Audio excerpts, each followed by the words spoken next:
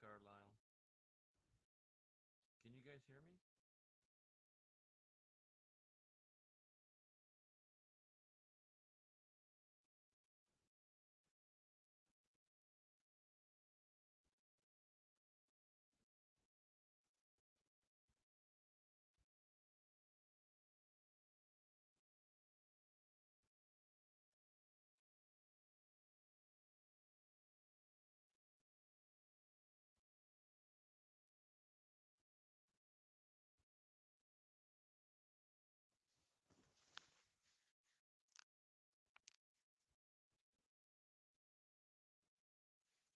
How about now?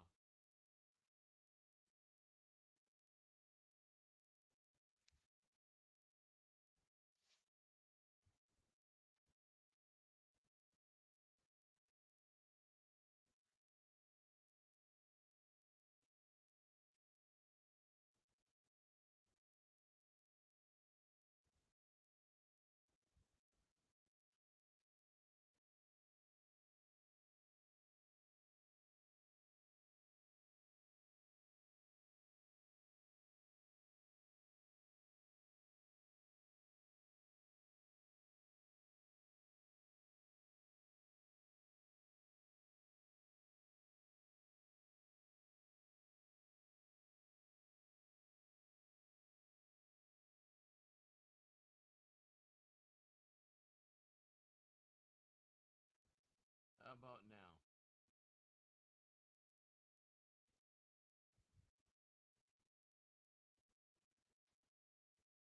I am saying something. David, do you hear me?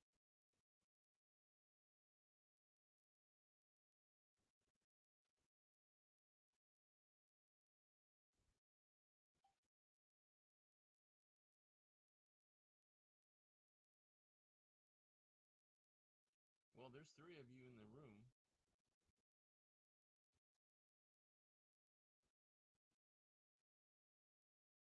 Not much better, huh?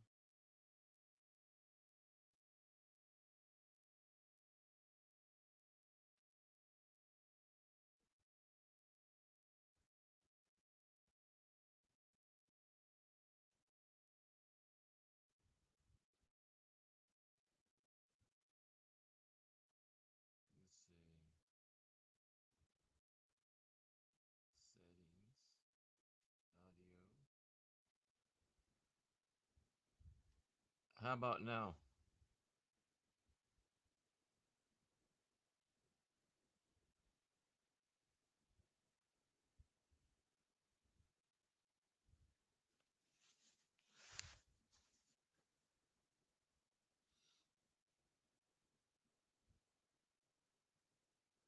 David Carlisle, can you hear me now?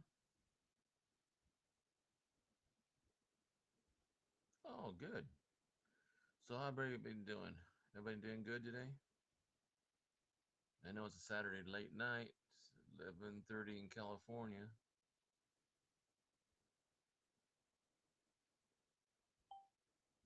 How you doing, Chu?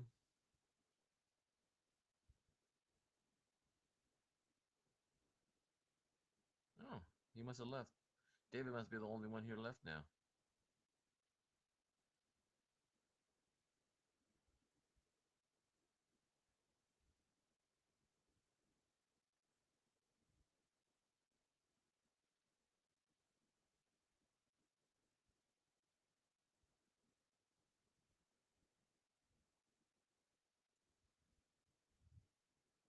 Sure is quiet tonight. Tomorrow, my family's coming over. My daughter and my son.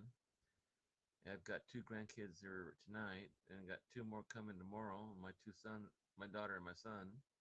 My two children are coming over tomorrow. Watch a game tomorrow. We're gonna have maneuver in the morning, and at halftime we're gonna have chicken wings, homemade, and pizza.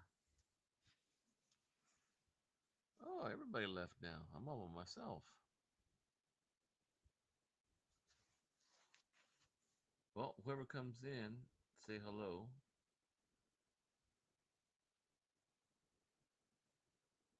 I'm doing fine, sir. How you doing?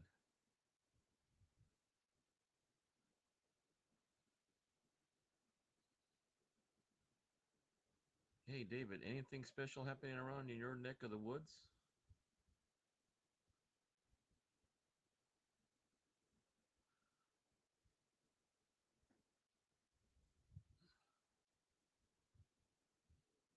Huh.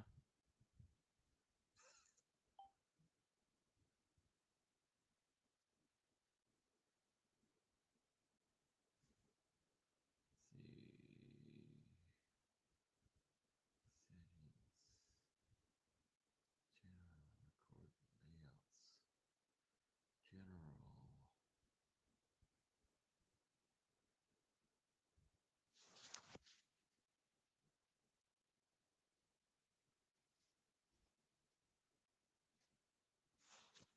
General.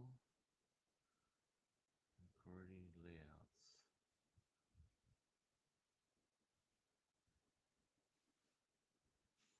Go back.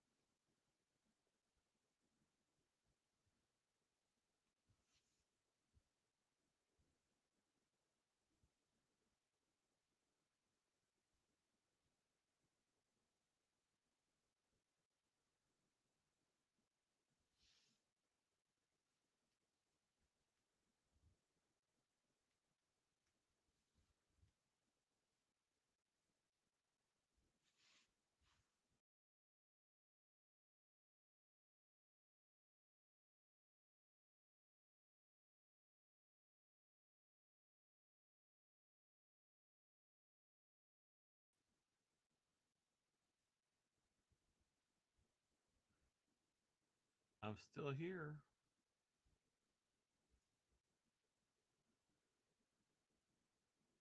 What you up to, David?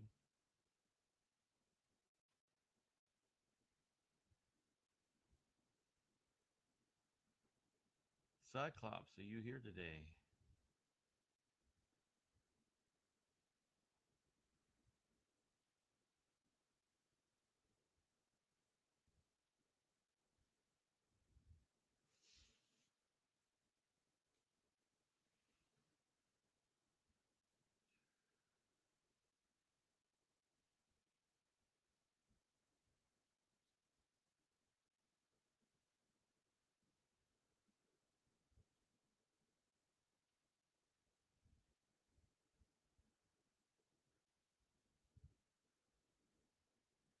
Oh no. I just did a physical and had some good news and not too bad of news. Just I gotta watch myself a little bit and get my weight down. How about you?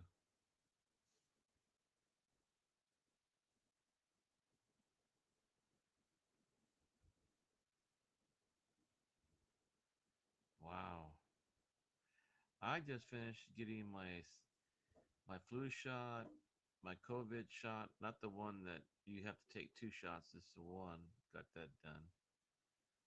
I got my shingles done. I got my pneumonia done. What else did I get? Well, I'm like a pincushion right now, so I got everything done.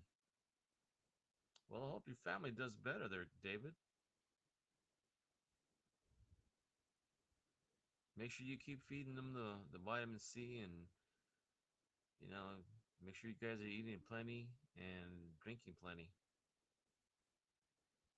Ah, we have a second guest.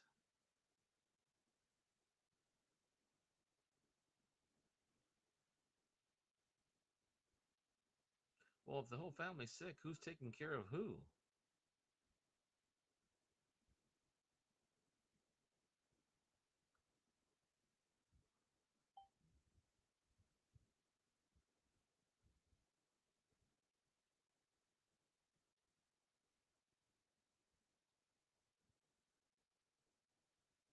You know, I don't even know how to use this.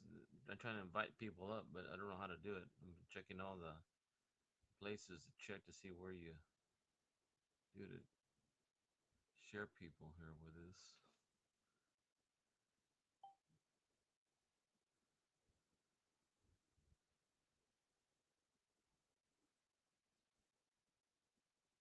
Yeah. Well, you guys going on seeing a doctor, or can you see a doctor, or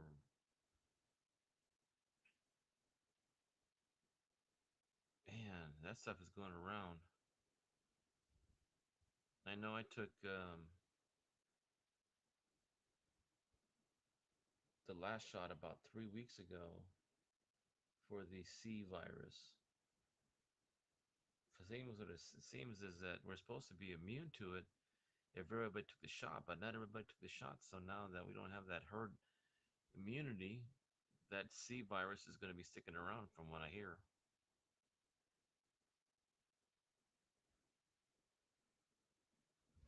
Let's see who's here.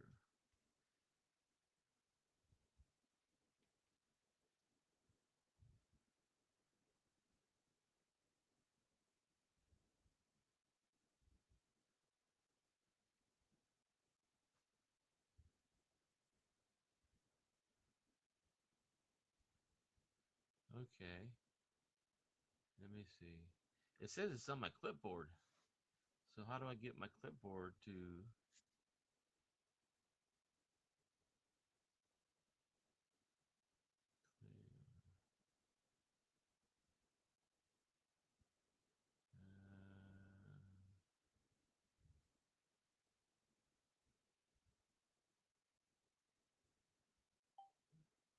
Hmm.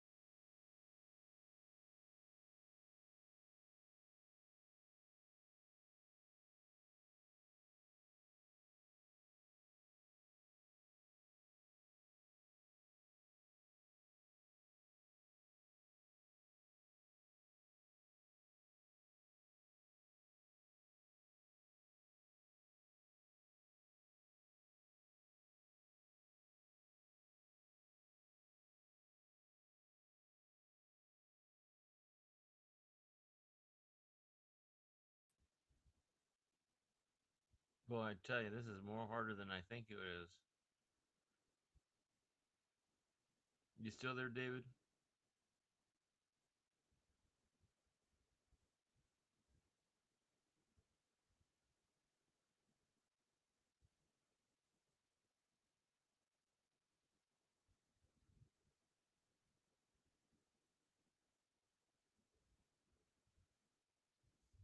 Sorry about that. Been trying to figure out how to get this thing to work. I'm on my phone, so is there a difference between a phone and on your laptop or your computer?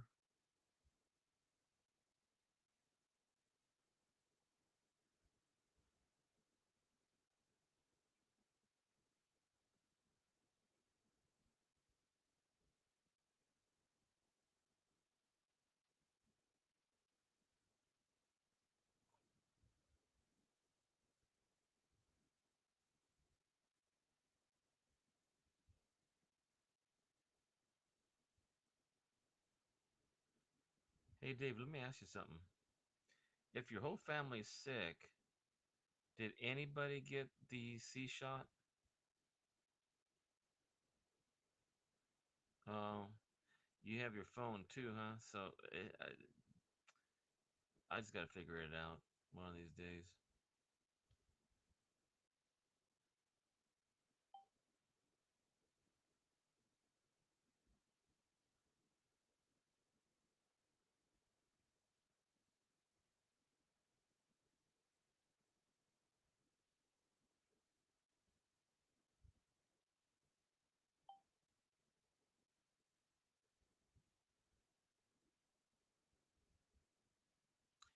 Let's get back to my original question. David, if everybody's sick, did anybody take the shot for the C shot? C virus.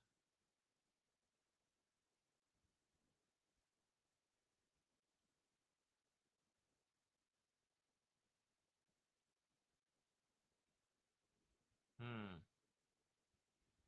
Well, I took the new one. This new vaccine that I took is for the new variant, and it covers all of them. As a matter of fact, from what I understand, the shot that was created by these two people from the Nobel Peace Prize, not the Nobel Peace Prize, the Nobel Prize for Medicine. These people are the ones that developed the mRNA, no, mRNA. So they were, because they developed it over 20 years. It actually didn't take them a few weeks and it's untested. It just that it took 20 years to get to it.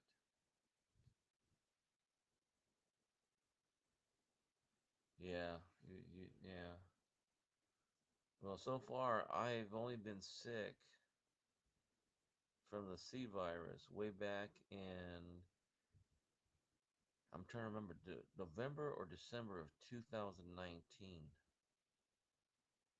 Yes, mRNA. There we go. Thank you very much for your help there, David. Yeah, two people. One of the doctors who developed this procedure and developing exact virus matches to the cells of the coronavirus actually called his mom and told him, "Hey, look what I got done. I got the Nobel Prize for medicine." And she's sharing it with another coworker. And man, a lot of things come out later on, but they seem to be doing okay.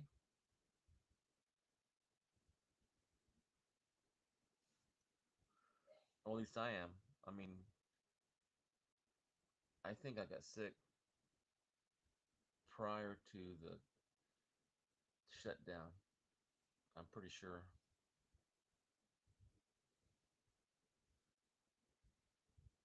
So is everybody at home still okay, or is it just weak, or what? What kind of level of sickness are they at?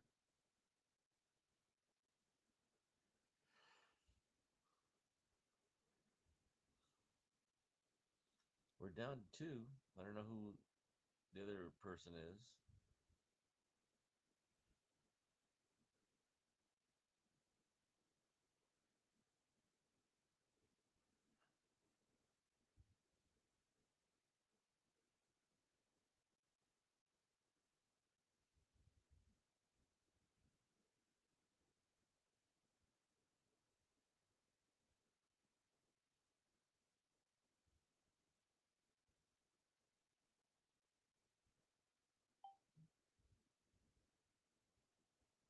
Yeah, I'm not good at talking.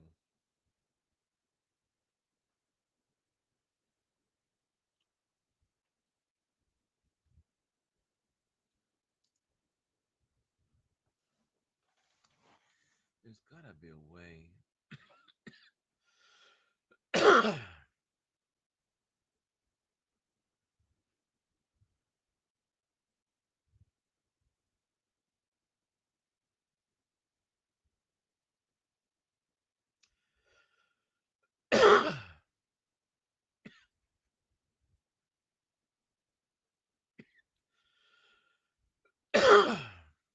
I'm sorry. Wow. Shoot, I got all the vaccines, including my kids, my grandkids, me, my wife, and none of us got sick since 2019. Everybody's still getting sick in 2004.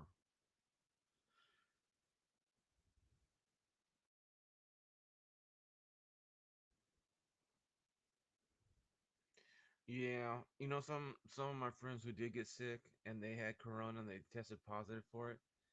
They just had a mild case of like almost like regular flu. But I've seen some people that really, really got sick and they didn't take it at all. And I know on TV there was a lady being interviewed, and she didn't take the vaccines. And when she got it, she wanted to take the vaccine, and by that time it was too late. You can't reverse it.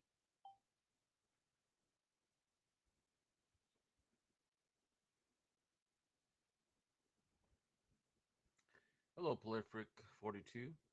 How are you?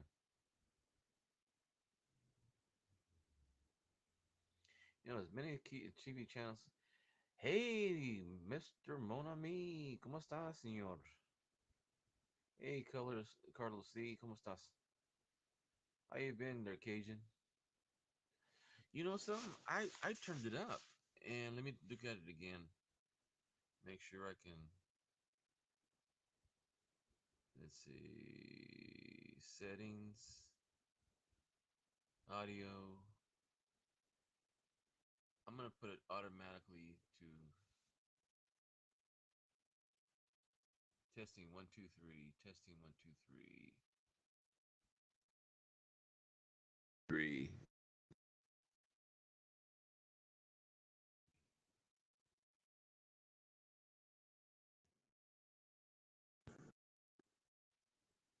Testing 1 2 3.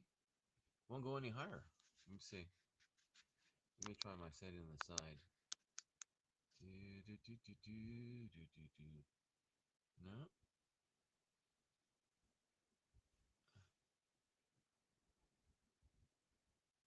How about now? Nope. Still nothing. Jeez. Oh, I don't want to restart my phone. If I do that, I'll go Mimi's.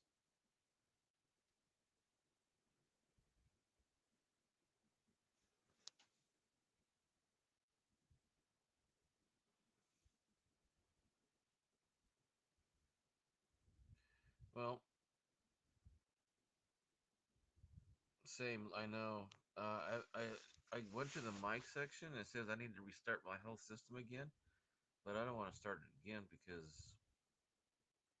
if it's the same thing, I got a brand new phone. I don't understand why it's so low.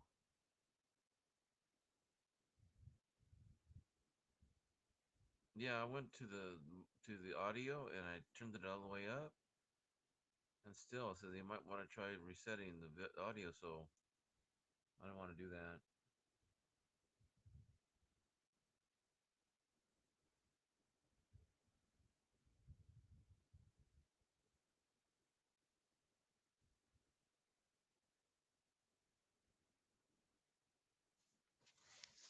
Yeah, I went to StreamYard's side. Stream info, public.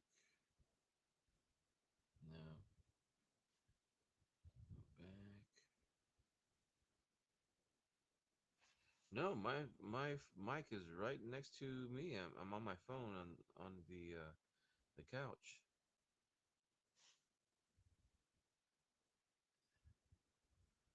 Settings, audio.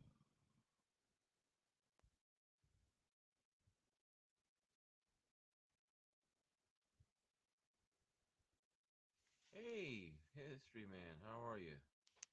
No, the phone that I'm using, I'm only 2 to 3 inches away from me.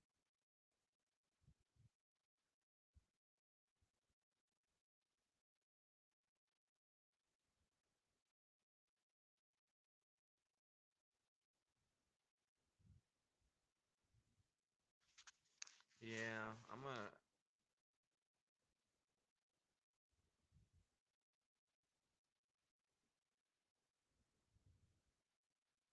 I might consider just cutting it out and go to somebody else's stream, see what they're doing.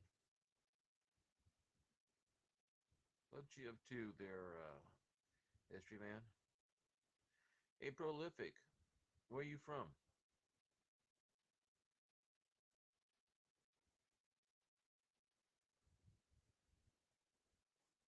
Yeah, I wonder why it's no. Why it does that?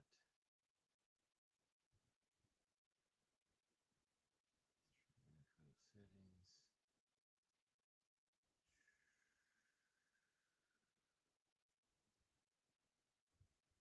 Let's see.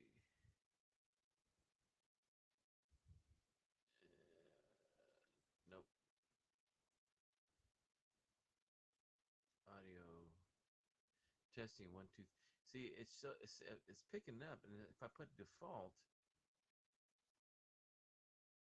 2 3 testing 1 2 3. Oh, here we go. Can you guys hear me now?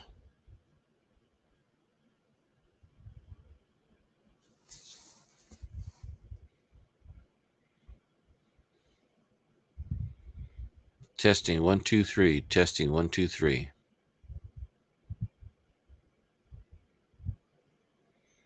Oh,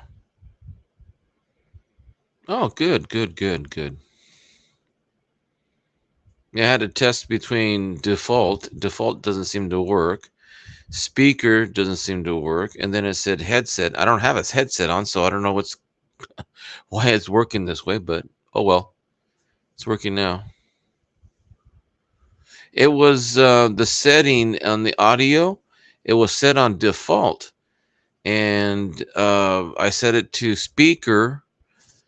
I don't know what that means because you still could. And then all of a sudden, I put it to headset, but I'm not wearing a headset, and the indicator lights that shows the volume that goes up. When I hit that setting and I turned it off, and it's working fine now, for what I understand.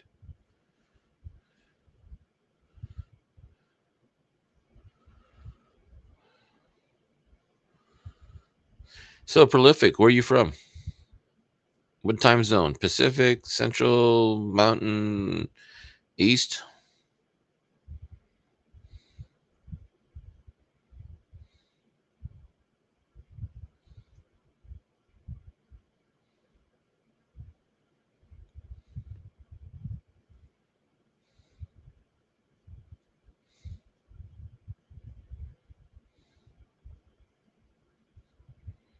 Cool. Central. So that means it's about what, 1:30, 2 o'clock over there where you're at.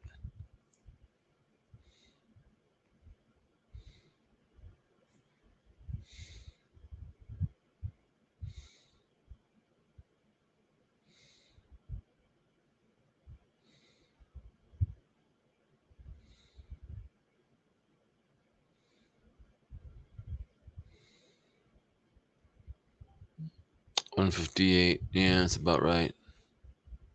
close.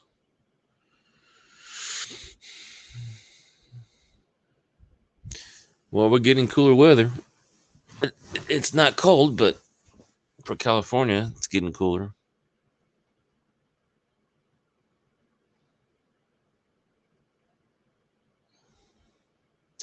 Now I got to learn to how to put the link on my phone to here, but still haven't found it.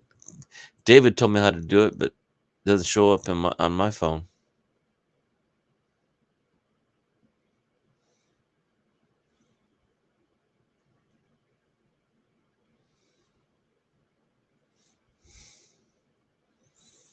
Hey, this might interest you, History Man. I've been researching music from the turn of the century, and when the first mariachis, female mariachis, was a lady that was singing in 1903. The first documented known mariachi singer was female, where it was always men. And she faced hostility from the mariachis, they were mostly males. And the first band that has been recorded and documented wasn't until 1938.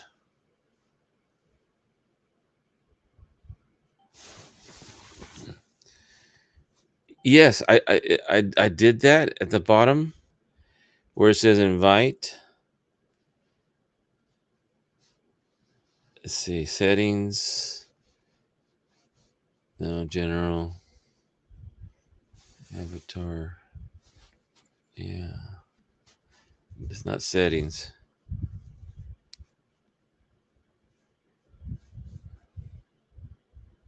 Mariachis? Mariachis is the equivalent to a band that consists of violins, a guitarron, and two or three Spanish guitars and trumpets. Mariachis is a form of cowboy music, but Mexican derivative from, shoot, over 200 years. But it wasn't really known until the recordings were made. Mariachis is spelled Mariache.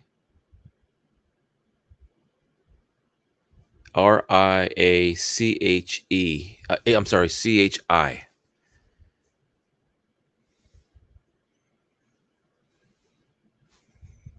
It's basically cowboy music, but only in Spanish. Sometimes they'll have a harp. Sometimes they'll have. Well, that's after they had a few drinks. It's more like Spanish and French influenced. It's also polka music and um, variations of it. I'm not being correct in all the influences, but they say it was supposed to be a French um, influence.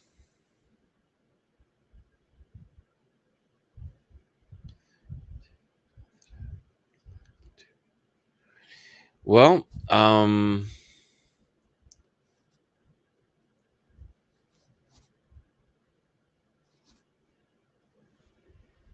you do that? I just saw Monkey King there. Um, look up mariachi rancheras. The same spelling, Mariachi, rancheras, Rancheros.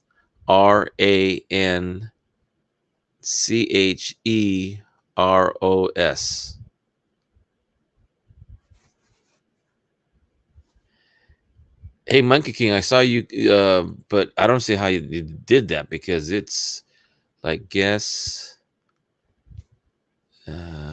participants invite uh, guess broadcasting back. Hmm. I saw Monkey King. Are you there, Monkey King? Type something in the chat, please.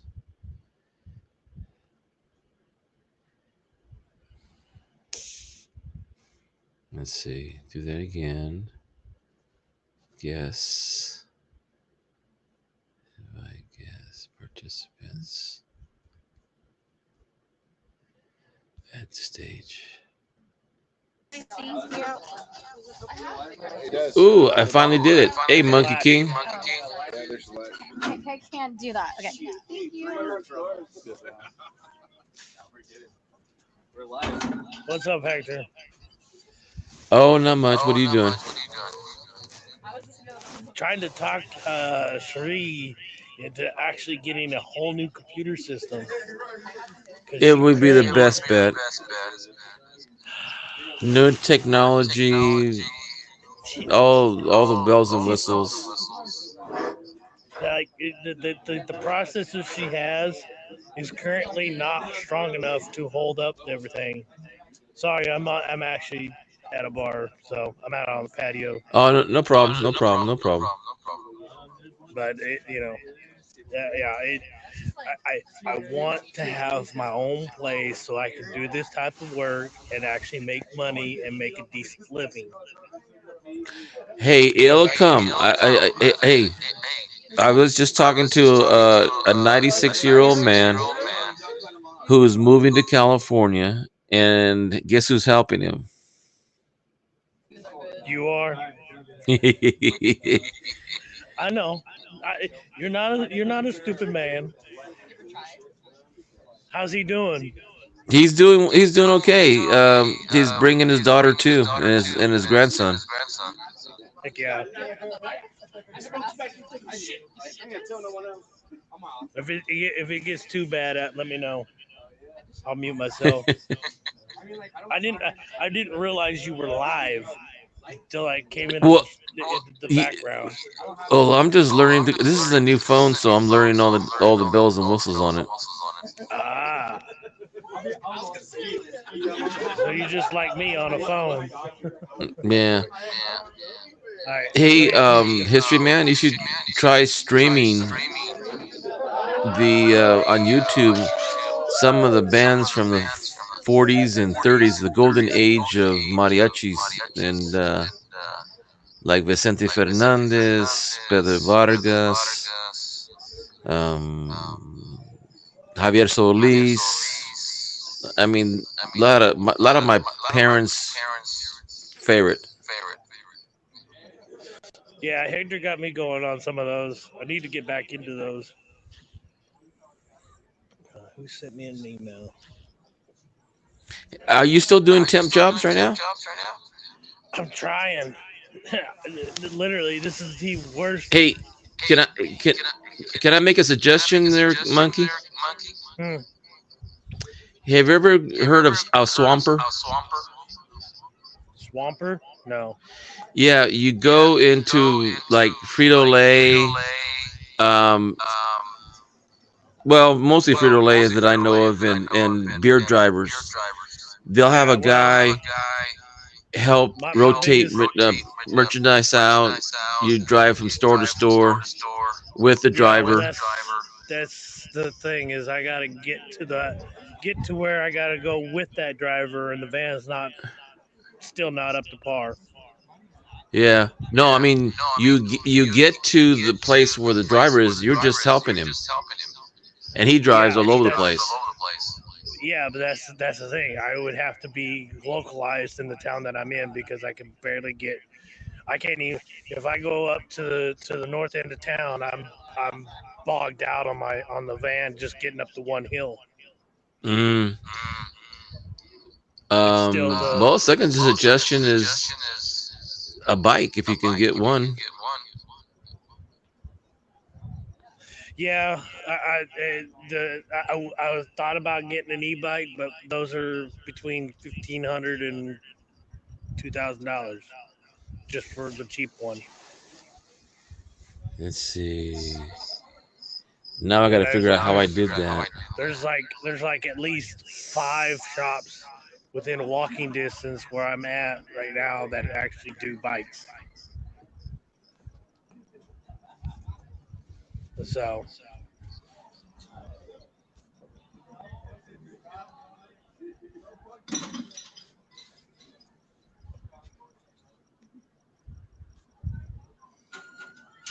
what's up, Cajun? Yeah, I don't have my earbud in, so it's I'm getting a lot of feedback from where I'm currently at. So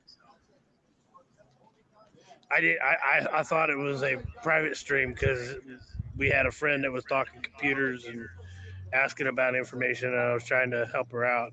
Oh, there goes Hector. Yeah, he's still trying to figure everything out. I apologize for the echo if there is any, but I stepped away from the ruckus of everybody's conversation.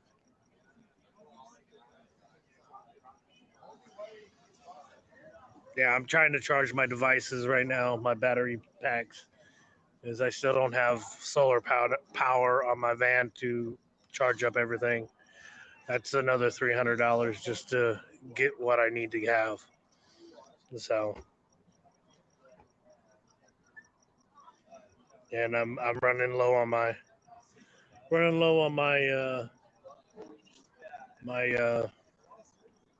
collection. Um, Here I go again. and most of what I have is uh, welcome back, Hector. Thank you. Holy crap! Wow, I just had a friend notification. Oh, yeah, the stuff that I need. I'm looking. The van is not worth $500. The I've already replaced 2 radiators. Last time the newest radiator I just put in is fine. I got the right coolant for it, but when I went to park and straighten myself up, I couldn't go in reverse. And if that's an indication of anything that I know, and I'm not a mechanic, that's transmission. And then I'm really, really, really screwed. So I'd rather have a place. I would get Mm-hmm. rid of the van if I could have a place. You have a place you can do remote, also remote work too.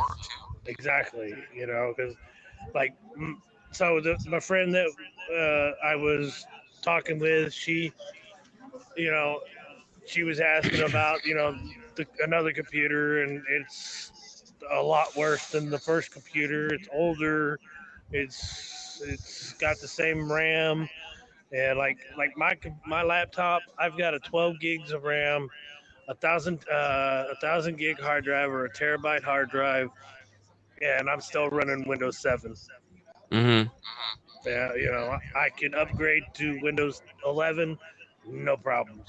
But I don't need Hey, to right now because just a FYI, when you look, when I've been seeing a lot of advertisement for state jobs hiring now in all sectors of the government. yeah. Well, I need to. My aunt texted me this morning, and then told me to call her and tell her, hey, to talk to her today at 1, and then she wasn't available, and it wasn't until about an hour ago or 2 hours ago that she texted me saying, hey, I had a long day. I'm like, all right. And so she originally set up I had her do my resume, gave her all the information. She kind of messed up on some of it, left out a bunch of stuff, and then it is what it is, and I'm just like, I'm trying, you know, and like, doing the best with what I got. Mm-hmm. So Well, I tell you another thing too.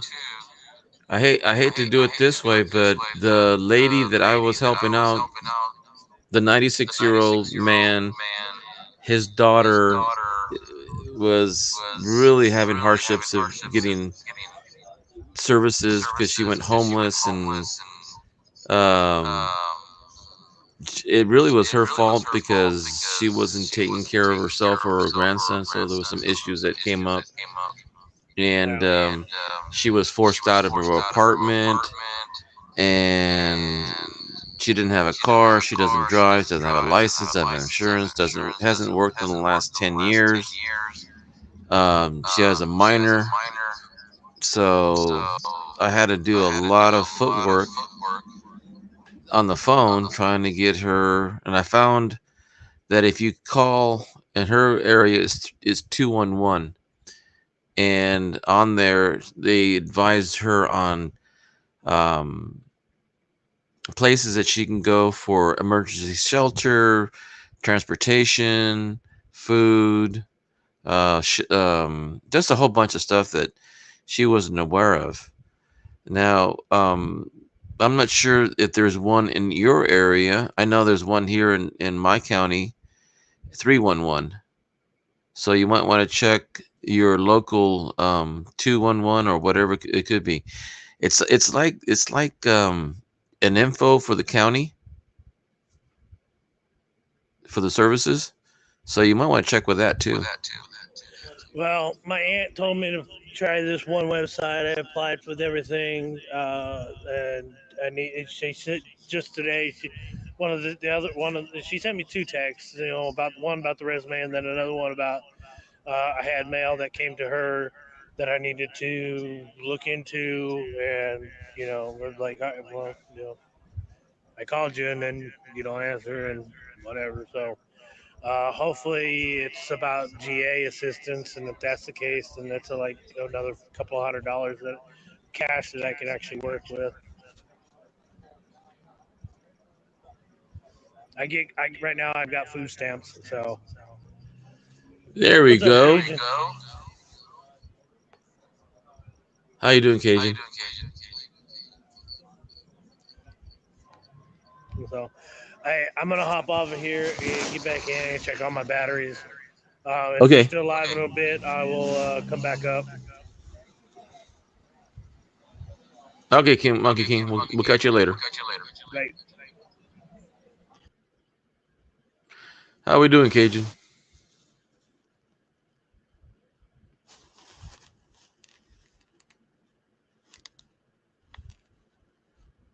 Man, I can't hear anything from you, son. All right, what about now? Oh, good. Okay. Let's see who else is coming up. History Man.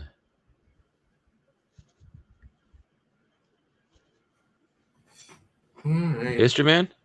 Yep. There we go. Yep. Yeah, I've been researching in some music lately. So yeah, that's you, one of the you things. told me. Yeah, you were Yeah. telling me. I didn't know what you were talking about at first, and then I looked at the picture. I'm like, oh yeah, these guys. I just didn't know the name for them. Well, it's like if you know who Celia Cruz is, and that's more of Spanish, like Puerto Rican music, and then if you go to like I don't know, Japan, and you listen to taiko drums and that type of music. So it's more regional, The Right. big name right now is the one who just passed away was Vicente Fernandez. And it's more of a cowboy vaquero genre. Yeah, pretty much. Oh, David's in the basement. Let me go get him. Carlisle's in the I mean, basement. I have. Yeah, let me go get him. You've seen it, but I only have like family. one. That was, There you are, David. Can you I hear hope me you're now? feeling better, son. Oh yeah. Yeah, I don't feel too good, but I feel a lot better than I felt all day Tuesday and Monday and Wednesday. Well, I felt a little bit better Wednesday, and Thursday I felt a little better. Friday I felt a little better. Well, whatever you do, just keep Yeah. drinking those fluids and keep eating because that's what keeps your strength up. And what was the old saying about feed the fever or starve the cold, or what was that? How'd that go? Starve a cold, feed a fever, I think. I think so. Yeah. Well, something like that. well, chicken soup, and drink plenty of water. I was dehydrated uh, Tuesday and Monday and Wednesday, and I've been trying to drink a lot of water. I got water now.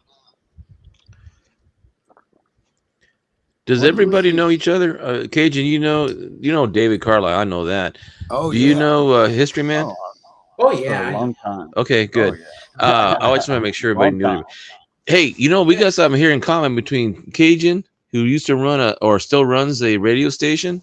He's an old radio tech too, electronic man. Oh yeah. And History Man is going back. I don't know how many years you going. What genre you're going back to their History Man in music? I mean now, how whack. So I do pretty much recordings from like 1900 to like 19. Now I moved to the latest ones. Well, it's depending like what country it's from. The latest one is 80 recordings, but if it's like a US and it's like 1965. So Well, I'll give you a good example of what I'm researching. I'm looking up songs that are famous now because when I'm back at work teaching again, right. and I was playing a song on my phone, the kids go, "Hey, that's a song that we play now." I said, "You're kidding." And I forget which song it was because there's so many other times I'm playing music and kids always come up to me and say, "Oh, we're playing this song now by so and so," and I don't know who they are because they're more modern than I'm aware of. For Right. example, Etta James, "At Last." Yeah. Wasn't originally Etta James singing it. It was an old Glenn Miller 1940 song that was done. Yeah. When I first played it, it was exactly the same, just played by a big orchestra. Yeah, basically.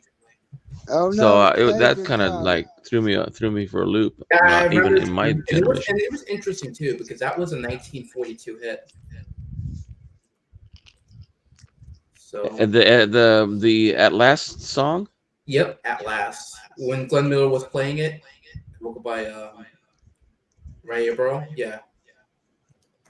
Yeah, it was a pretty neat song, and it was a different. Well, see, that's my dad's era. He was back in the 30s and 40s. That's when he was in grammar school and high school before the war.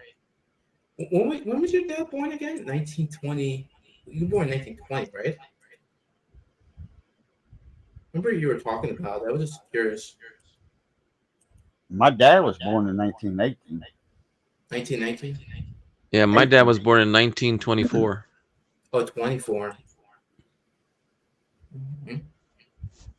Even some of the movies that History Man plays when he uploads them to YouTube reminds me of my era, the 50s and 60s and 70s.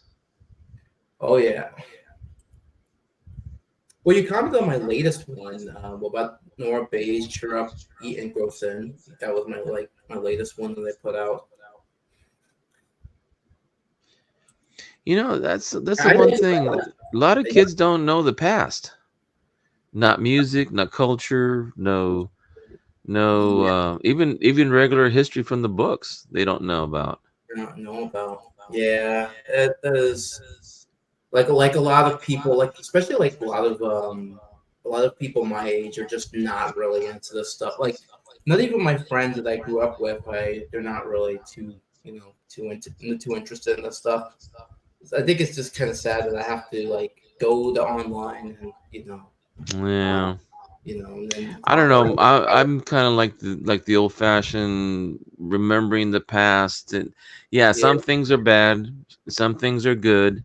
Yeah. But things that are culturally or even I like classical music. People don't like classical music these days. I like taiko drums. I like big band music. I like rancheras. I like salsa. I like a lot of different genres. And people say, "You really listen to that kind of music?" Yeah, I listen to George Strait. I listen to Buck Owens. I listen to oh shoot. I'm not too crazy about the harsh rap, but some of like Eminem and the very beginning of rap, I liked some of it, but not all of it. He's just shaking his head right now. Yeah, no rap. The gangster I know. rap, no. Gangster Well, rap, no. Eminem's 8 Miles got a good beat to it, and even Snoop seen the Dogg movie, changed his lyrics yeah. because his daughter started listening to his old stuff, and he had to change his tune because his daughter was getting bad influences, or I should say, bad words from there. Then he didn't want her to hear it anymore, so he changed his lyrics. Yeah, I don't want to hear that cussing and Yeah, I'm not There's a crazy lot about of that cussing. myself. a lot of cussing. I tried the '90s stuff. I can't handle it. So I tried. I maybe there's like some songs I probably get like very nostalgic about it, but I wouldn't really listen to it like if you showed me, I was like, oh yeah, I remember my uncle used to play this type of song, but I wouldn't like listen to it for. I like the old rap, like the Sugar Hill Gang. Hip. There you hip, go. hip, Run DMC. Yeah. No. This is way before Run DMC. This is like 1980, But 80, But something like that. you know 81. something? I remember bebop in the 50s, Oh Right. yeah, bebop. Yeah. and that was not the precursor where Ella Fitzgerald, and Duke Ellington would do the, I don't know, I can't really explain it because it's a little more like It was bitty kind of bop a boop doo boo swing. boo boo bop bada beat It's like kind of a that. swing music. Yeah. Yeah. Exactly. Like good it dancing was music. it was with the tune of the song. It was with the no words, but just sounds that matched up with the song. Yeah. Oh yeah. Well, the song was based on words. Right. It just didn't have any words in it. Like when Floyd Kramer, whoever did "Lost Our Love" on Our Last Date, Floyd Kramer did it on the piano. Ace Cannon did it on the sax. I don't know who originally did it, but there's lyrics to the song. But when they did it, it was all instrumentals.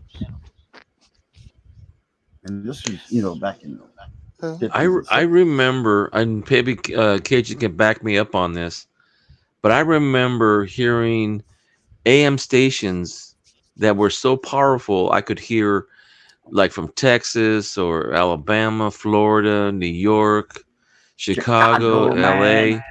Remember those? Yeah. Those Oh, LA yeah, I stations used had, to- yeah, I used like to hear Chicago in KTLA. Louisiana. It was a TV station, but I can't remember the letters for something LA.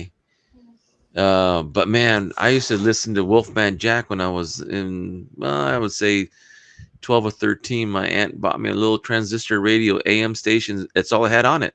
One earpiece, listen to Wolfman Jack, 3 o'clock in the morning, and he'd be there, Is that it when was he was great. in that Mexico station?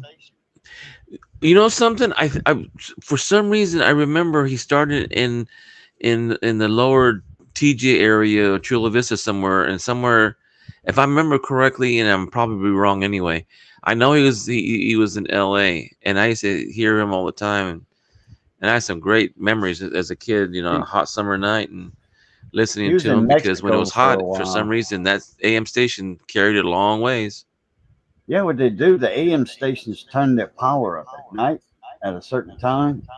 The FCC allowing the power up, and then the reason you can hear from Chicago and New York stations is because their signal was at a low angle, and it would bounce off the ionosphere and come back down. Yeah, that's how AM works. It's amplitude modulated, not frequency modulated like FM. FM, you rarely have skip. Because right I'm now pretty sure we're in a big mean solar cycle right now, and FM is skipping right now. I'm pretty sure that even Carlisle, you and I experienced the old AM station. They were trying to ban it. As a matter of fact, FCC this year was trying to ban and take off AM station because nobody uses it in our cars, but there's a lot of advertisers and local radio stations that still use it. There's a lot of talk radio. Yeah, Yeah, but you know, and it's political. That's why they want to take it off. oh, okay. yeah. Well, I'm telling history, man, that was the That's fashion another in those way. days. That's another way to get rid of our freedom of speech. Mhm. But Yeah. that was years ago. Every once in a while, I'll turn on the AM station. It's not as sound quality is not good, but it just reminds me of those days. We still have a AM down here that's active. Got a French program, but it's coinciding with the FM part of the station also. Right. The radio station that my grandpa used to like a lot. It was like a sports AM radio. Now they moved to FM. Now I just noticed. But back in As a matter of fact, I came across a recording Mhm. of Max Baer fighting in Madison Square Garden back in the 30s. Wow. Really? Wow. Okay. The boxer Max Baer. Yeah. Yes. Jethro's daddy. My dad said they used to sit around the radio, and they would listen like the Shadow Knows or the Green Hornet, Jack Benny Show. You know speaking of that, I'm not too sure. I have to look at my collection, or it's probably somewhere else. I think I have. You know who Juan Perón is, right? A what? What was that again? You know who Juan Perón is? Yeah. The president of Argentina. Yeah. I think I have like an octave of like his speech, like one of his speeches, like a radio octave.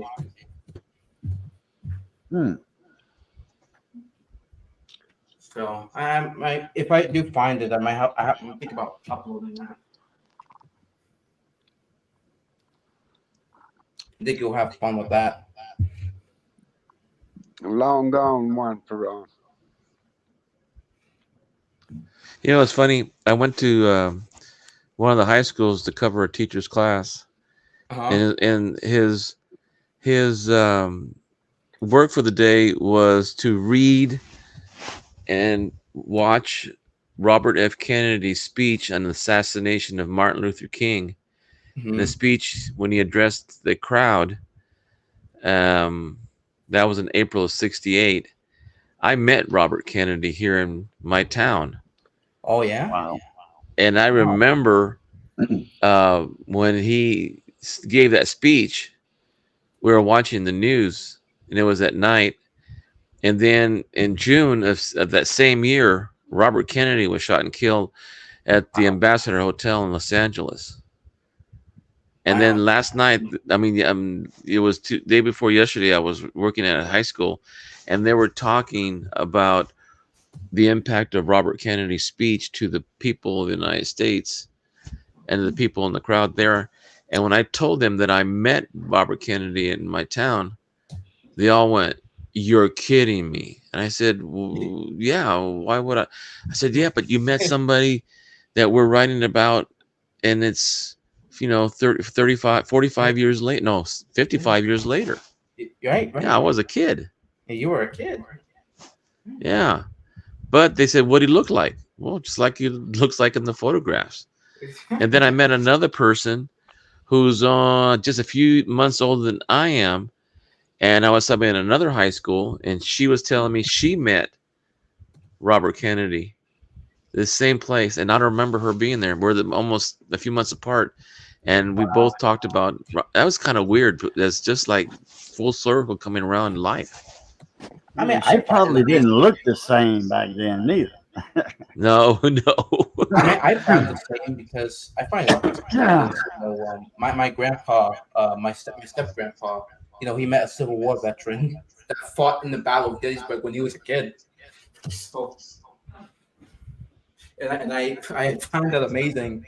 And he was telling me like the stories that he said of how how the soldiers fought and how he was fighting. He was a Union soldier, and how the soldiers fought and everything. It was just an interesting story that he was telling me. And the reason why he even met him in the first place was because the teacher brought him in for. I think it was for like Veterans Day or something like that. I don't remember, but he brought them in there for to tell their kids their story about him being in the Civil War. So I find that amazing. Do you guys know who Black Jack Pershing is? Yeah, the general. A general that went after Pancho Villa in Mexico after Pancho Villa came into the United States and raided Columbus, New Mexico for their food and bank money and all that. Yeah. I met a family member who's, I think it was either a grandfather or an uncle, that his father was on the same unit with Black Jack Pershing chasing after Pancho Villa. And I told him my grandfather was with Pancho Villa and fought against the Mexican Revolution and also against the Federales and Black Jack Pershing. It was kind of odd that we'd come up with the same kind of story, but in different perspectives. Different perspectives. That's crazy. Different sides. Yeah. That's crazy, huh? That is crazy. Yeah. Irony, they call it, ironic or synchronicity. Well, even Cajun's background in history. Cajun, didn't you say that your folk came from Canada, French Canada area, or something like that? Yeah, Nova Scotia. My wife's family came from, part of their heritage is French and Cherokee, and the French left some part of Canada. I can't remember exactly what she said before, and they ended up in South Carolina or Georgia. There were a lot of and somehow they ended up in Texas. There were a lot of exiles that were dumped off on the East Coast, on the Grand Voyage, you call it in French. Like then after when Britain kicked out France, that's Canada. They just they just moved they exiled the French from Canada. Wow. Because we were fighting with the colonists. Right. But isn't that the same thing? Because they're French Quebec. Weren't they trying to be separatists or something like that? Well, they didn't get all the French people. They didn't go that far inland. Quebec is inland. Nova Scotia is right on the coast. So wherever they can pick up who they could along the coast, put them on those ships, and then send us down here, dropped us off in Louisiana. A lot of us in Louisiana, and said, "There you go your own way." And then, but a lot of us were dumped on the East Coast. That's why there's still some French people on the East Coast. But we were sold as slaves. Damn. On the East Coast, yeah. I mean, yeah. Even Britain was trying to get rid of, like the French language, trying to make laws of it was all religious. We wouldn't. Yeah, it was religious. Swear down to the king's religion. We just swore at him. Right. Because you see, the British used to be Catholics and all that too, until that king got in there and changed it to the Church of England. And he said, if you don't go with our religion, you're just gonna go away. That was about to say religion, because the French were Catholics. And it was at that same time period where we were fighting with the colonists against the British. So that was one of the main reasons. And then the religious factor in there too, that we wouldn't join the Church of England, because we were French Catholics. Right. Well, it's just like the U.S. Army. I'm not really sure what year. I think it was around the 1835 with Andrew Jackson fighting in the Indian Wars in the Plain Indians. I think, isn't that right? Am I correct? Yeah, in uh, the War of 1812, that was against the British also, and Uh-huh. Jackson was in that. So yeah, he could have been in the 20s and 30s Because there's also. a legend of where Catholic soldiers, mostly Irish Catholics, immigrants, that joined the army because it's the only job they really could find, Mhm. because they were a bit discriminated in the East Coast, and they joined the army, by I don't know how many thousands went, and they try to practice their Catholicism among the Protestant ranks, and they were so discriminated against that most of them deserted. And when it was against the Mexicans, they had a war against Mexico, and a lot of them defected to the Mexican side, and they're Yeah, I called the remember San reading about Patricios, the St. that. Patrick Brigade, Yeah. and they fought for Mexico against the United States, because since Mexico is basically a Catholic country, they joined forces with the Mexican expedition. Yeah, I remember reading something like that. Yeah. And we always wondered, how do we get red in the family, freckles and red? Well, we found out that one of our ancestors was one of the Irishmen that defected to the Mexican army. We see now, Mexico was under French rule at one time too. Yeah, Maximilian. Yeah, I just like how yeah, that was interesting. I just like how an Austrian guy trying to control Mexico at the time. Because what was it? Because didn't France wanted something? Well, you know what? I want a regime change this country. So and then French just what was wanted the the context? land. It was a What was the land grab. context on that? Uh, you see the Spanish conquistadors and all that, the Mhm. Spaniards, not conquistador, but the Spaniards, or you could maybe say conquistadors. I don't know, but the Spaniards, Oh, they went into Mexico's full of. Mexico and South America, the Spaniards, and they looted. They stole all the gold, killed off tribes, whole tribes of people. You Well, know, even going back to the days of those in the 1519 Cortez landed in um, Veracruz in the Yucatan Peninsula.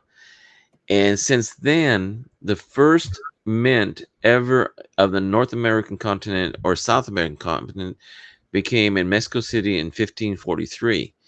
And what my connection was, I did not ever think, and I used to watch, Douglas Fairbanks Jr. doing the, what do you call it, the pirate movies and the doubloons, Spanish doubloons. I didn't make a connection that the Spanish doubloons was actual gold and gold bars that came from South America and Yep. the Mexican Peninsula. Right. Yeah. I didn't realize that until I started collecting coins again. Yeah. Yeah. hey, hardcore copper. Oh The yeah. Spanish Empire was very, very, very, very was very, very rich, and it was they were so dependent on gold and silver that at a point that it literally collapsed the Chinese with the Ming. That because there's something. What happened? Someone was about to say something.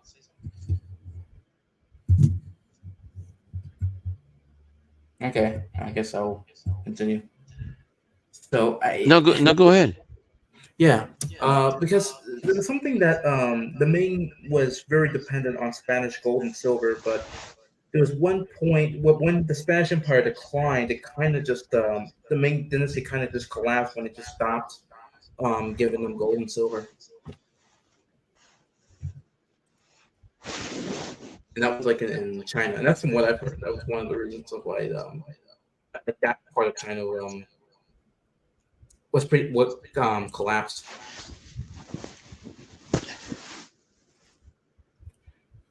So, hardcore copper. here. So, but yeah, Hector. Yes. So next time if we do, so me, you remember Greg too, right? Oh yeah. Yeah. So me, Greg, I think Chase, and Chase Seaporter, and a guy named Colton.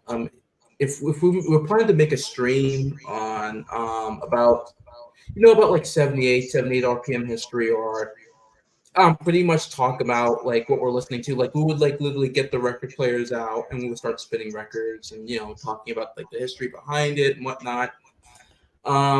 If you want to, like, let's say if you want to talk about a lot of rancheras, a lot of Mexican music, from 70 RPM world, you're always welcome to welcome. Okay. Cool.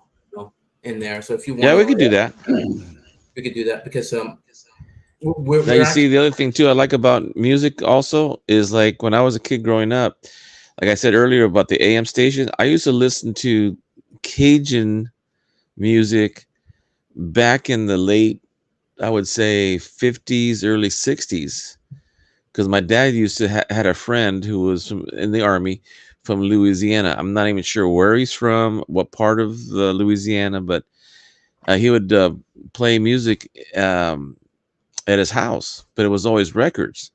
Maybe Cajun would know these names better than I do, but I haven't seen him since I moved out of the neighborhood back in '88. Mm-hmm. So I don't know if he's still alive or not, but I was always curious. There was one guy that I used to hear later in the '70s, and I can't remember his name, and I wish I did because I liked his style of music. Okay. Yeah. It was a cumbias, mambas, corridos. Those are all good music. From Louisiana that moved to over Maybe there. if I describe him to you, Cajun, he was not a very big guy. He wore long hair, black. He looked like a character from the cartoons.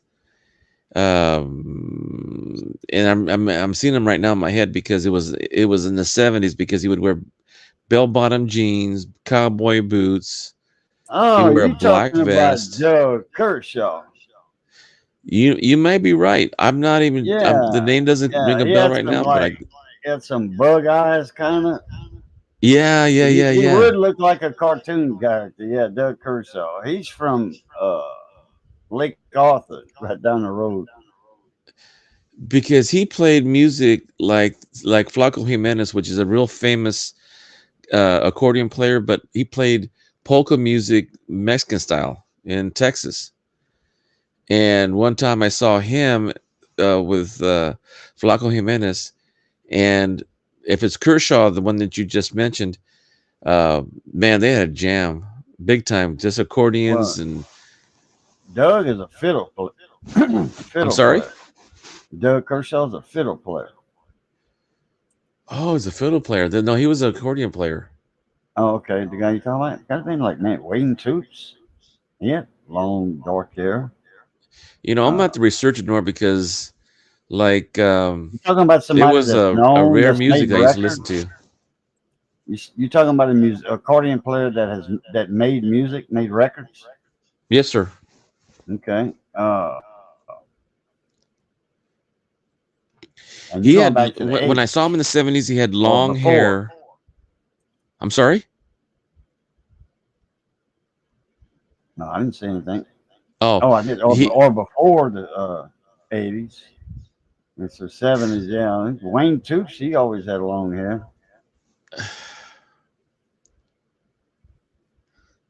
And that's all he played. I can picture him right now. Kind of curly. I wish I remember his name. Wavy hair with body. Well, it was like it was a little thicker than like a John Denver's haircut, except he wore a cowboy hat.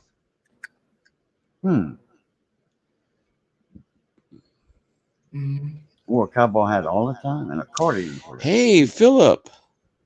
Yep, Philip DeBoer. Hector, I just have one question. I mean, I'm not gonna be here for very long though. But like, do you like my like, have you heard my tango records or anything like that? Oh, I think my Latin records somewhere. Yes, no, okay. No, I couldn't hear you. Oh, have you heard my tango records? Uh-huh. And I think the only Mexican record I have is that one. I've the Peerless one. It's Salvador Garcia Joseca.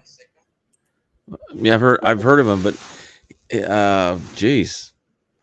Mhm. What year was that on that record label? Because he had a long record. It was recorded in 1942. Yeah, some of that music is pretty regional, and they only made really enough just to survive and raising a family. But some of those, like the Sisters Huertas out of Texas, famous in Texas, but not in California. We didn't ever heard of them until they started moving people from Texas to California, and then we started hearing about. And they were back in the early '60s. Oh man, the funniest part, because I bought that record in California. Well, the thing is, Californians don't really get along with Texas, and Texans don't get along really well with Californians. Even though we speak the same language, our food's a little bit different, but yeah. Even my dad told me, well, my wife's family's from Texas and my whole family is from California. And when I married her, it says, man, you have to bring them home. They're Texans. You know how Texans are. And I go, yeah, but these are different Texans, And my dad just teased me about a lot about that. All right. Hey, History Man, get you some Freddie Fender music. I should get what? Some Freddie Fender music.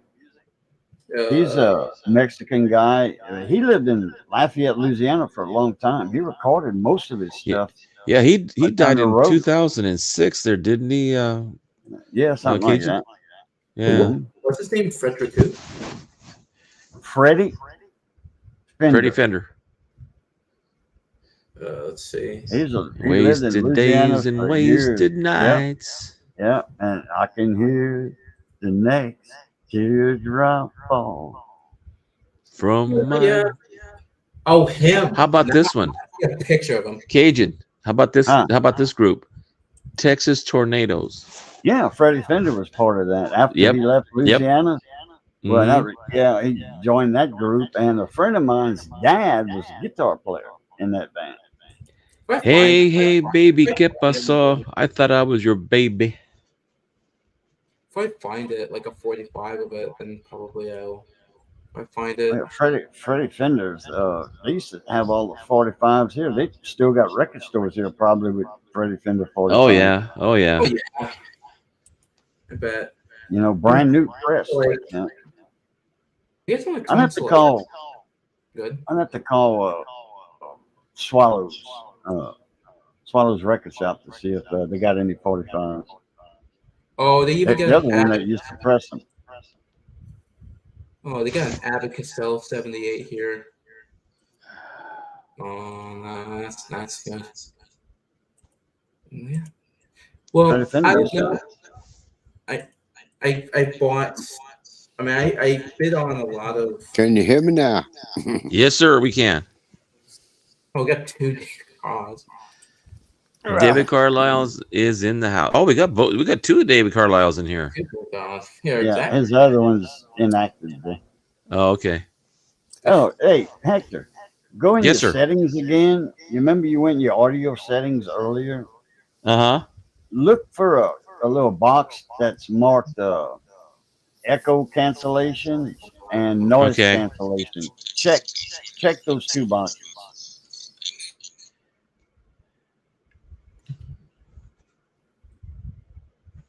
It's on. Okay. You mean uncheck it? No, keep them both checked. Noise cancellation and echo cancellation. Yeah. I still hear that little echo in there. I've got earbuds in. History Man, I think, got earbuds in. It is, but it's not like too bad. Like too like I can hear like an echo, but it's not like too Not bad. like Clear. Not like at first. Yeah. I mean, that's on my end. It's like I don't think it's a problem, but I do hear it. Yeah, I can barely hear it. Yeah. There's no way this record is like from like 1980.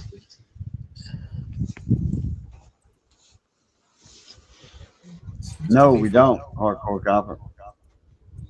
It has to be from like 1900. Because Hector doesn't have earbuds in too. That could be what it is. That's probably it.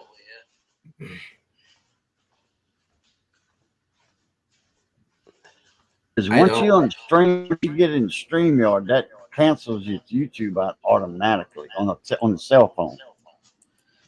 Oh yeah. I'll be right back. Okay. Yeah, he's going to get some earbuds. Because every time I forget, like I said, if I go to the StreamYard link, it would just on computer, it would just give me another tab. Mm-hmm. This is Sousa's band. This can't be it. Yeah. Okay. So yeah, that's it. But yeah, but I'm gonna go, guys. I can't stay here for very long. I gotta go to sleep. So I'll see you occasion. It was nice seeing you again. Yeah, good seeing you again, History Man. Again, and I guess I'll see y'all later. All right. Take it easy, Mon Ami. Good to see you again, History Man. Nice to see you, David. See ya. Now, Plutarch. Now there's two of me. Yeah, two of you. So, what you feeling bad, David? I got the C virus. Oh, you got the Hong Kong Fooey. Had it all week. I'm a little better, but it was bad Monday and Tuesday and Wednesday. Wow. But I'm a little better. Who is it that's got that had for the third time they caught it? Oh, it's Field Guy, his aunt. See, he was supposed to come over here. His aunt lives up the road from him. And me and Doug Stacks, Grumpy Stacks, he bought my uncle's tire shop up the road. Me and him were going to go to Field Guys this weekend, his aunt's house, but she got the Hong Kong food, so they canceled that trip. Grumpy Stacks, home of the Million Mile Tire. Home of the Million Mile Tire. I seen him a couple of days ago, Wednesday. Went over there and he fixed the flat on the Jeep.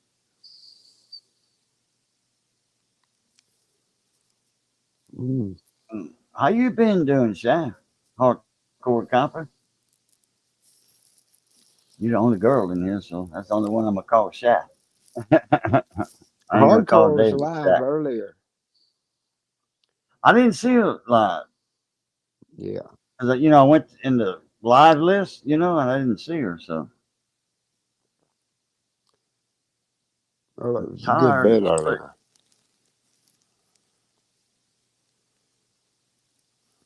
She's in Louisiana too. I forgot about that. Texas. She's north of me. Or she moved to Texas? She said she's in Texas or from Texas or something. Yeah, she's from there.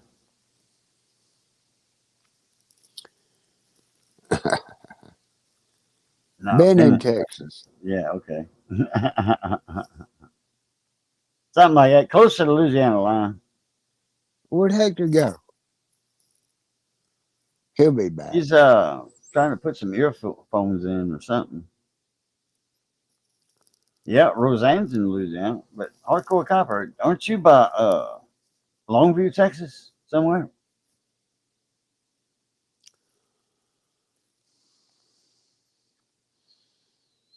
Right around I-20 up there.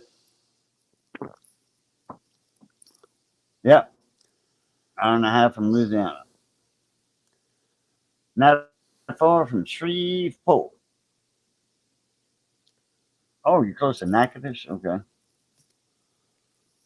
Nacogdoches, Texas. Nacogdoches, yeah. Natchitoches is Louisiana. When Natchitoches and Nacogdoches come, those names are from the same tribe, Indian tribe. The chief had 2 sons, and they were close to Toledo Bend. I mean, the Sabine River. Toledo Bend wasn't there at the time. He told his 2 boys, you go this way, you go this way. And they, one of them founded the area known as Natchitoches, and the other son founded the area they call Nacogdoches.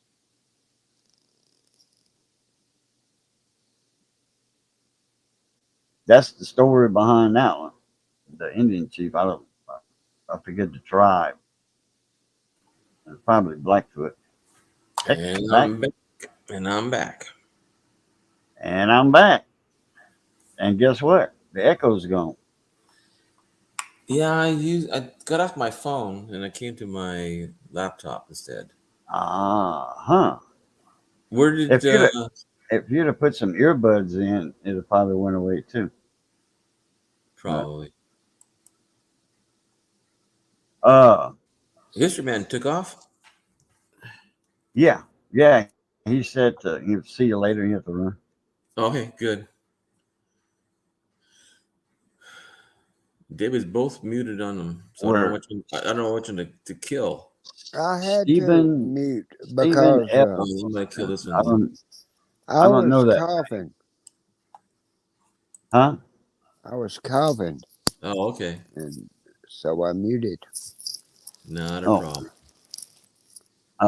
I don't know Steve Austin. Steve Austin? That sounds like a $6 million man.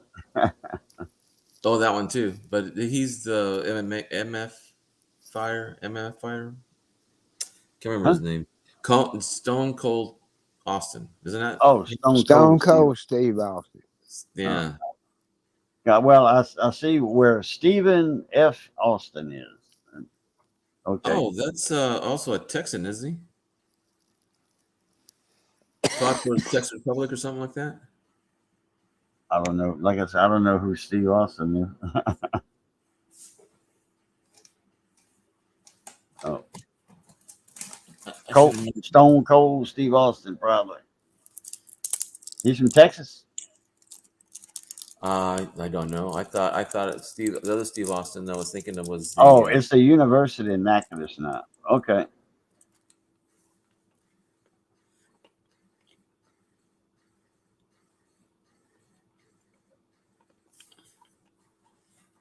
Let me see something here. Yeah, see, that's what I thought. It was the Alamo. No, Steve Austin. Oh, Steve Austin was good friends with David Crockett. Okay, yeah, Steve Austin, the one they named Austin, Texas out there. Mm-hmm. And that was during the Mexican Revolutionary War. Alamo. Right. And then they had, what was that guy? Travis, what was his name? Travis Houston? No, that was Sam Houston. Sam Houston. There was another Travis something over there, and he's the one got on in people field. If it wouldn't have been for Travis, that slaughter wouldn't have happened.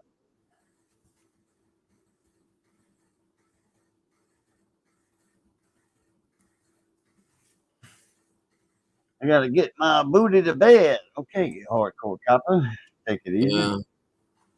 I came up with an ending for me. They're Cajun. The ending? You know your sign off. Oh, your outro.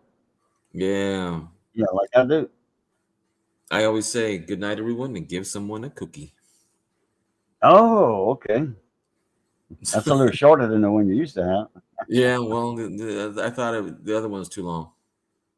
No, it it's wasn't too long. good. Well, it's good too. I need to get my butt to bed too because tomorrow my son's coming over. He's a Raider fan, and I'm a Bears fan. So we're having Manula in the morning, 8:00. Game starts at 10:05, and by noontime, I'm gonna have chicken wings and pizza. Oh, okay. You gonna barbecue the wings outside or cook them inside? No, my wife's no. For me to watch the game, I did a brisket the other day. You should be proud of me. They were Cajun. I did a whole 17-pound brisket. Oh, wow. Yeah, it took me. Even ugly coins need love too. That's right. Yeah, so I went from 8:00 in the morning until midnight, and I took it out after I thought it was about right, and then I got my roaster, wrapped it up in butcher paper, wrapped it up, and put it in there for another 12 hours. Set it out. Oh my goodness. Yeah, there's a lot of people using that butcher paper technique now. The bearded grill Butchers. bearded butchers. Right. They doing that now. They doing that butcher paper wrap style toward the end. Good night, hardcore. Yeah, bonne nuit. Yeah. No, don't do that. Don't do what? Butcher paper, wrap it up in aluminum foil for the last 2 hours. Put it in one of them aluminum pans. After you double wrap it in commercial aluminum foil, you know, the thick kind, and put it in a pan and then give it another couple of hours because you already got as much smoke as you need on it. All you're doing now is tenderizing it. Give it, how did you do it, Hector? On a direct smoke, indirect smoke, or what? Indirect. Okay, so you had a little side. I bought one of those Oklahoma Joe's 3-stage. Weighs about 100 pounds. Offset. You got the offset fire going into the main chamber. Right, and right next to that one is a gas, and after that is a burner. Oh, okay. You didn't use none of that burner. Okay, wait. Can you put sticks in the main chamber? Okay, all right. Yeah, that's what I thought. But man, did I have to? I'm familiar with that pit, with that cooker. Well, the pit's more familiar with me because that's how we used to cook the whole hogs. We just split them in half and keep the head there, slit the throat, and then break the spine. Nichols Stacking. Yo, hello.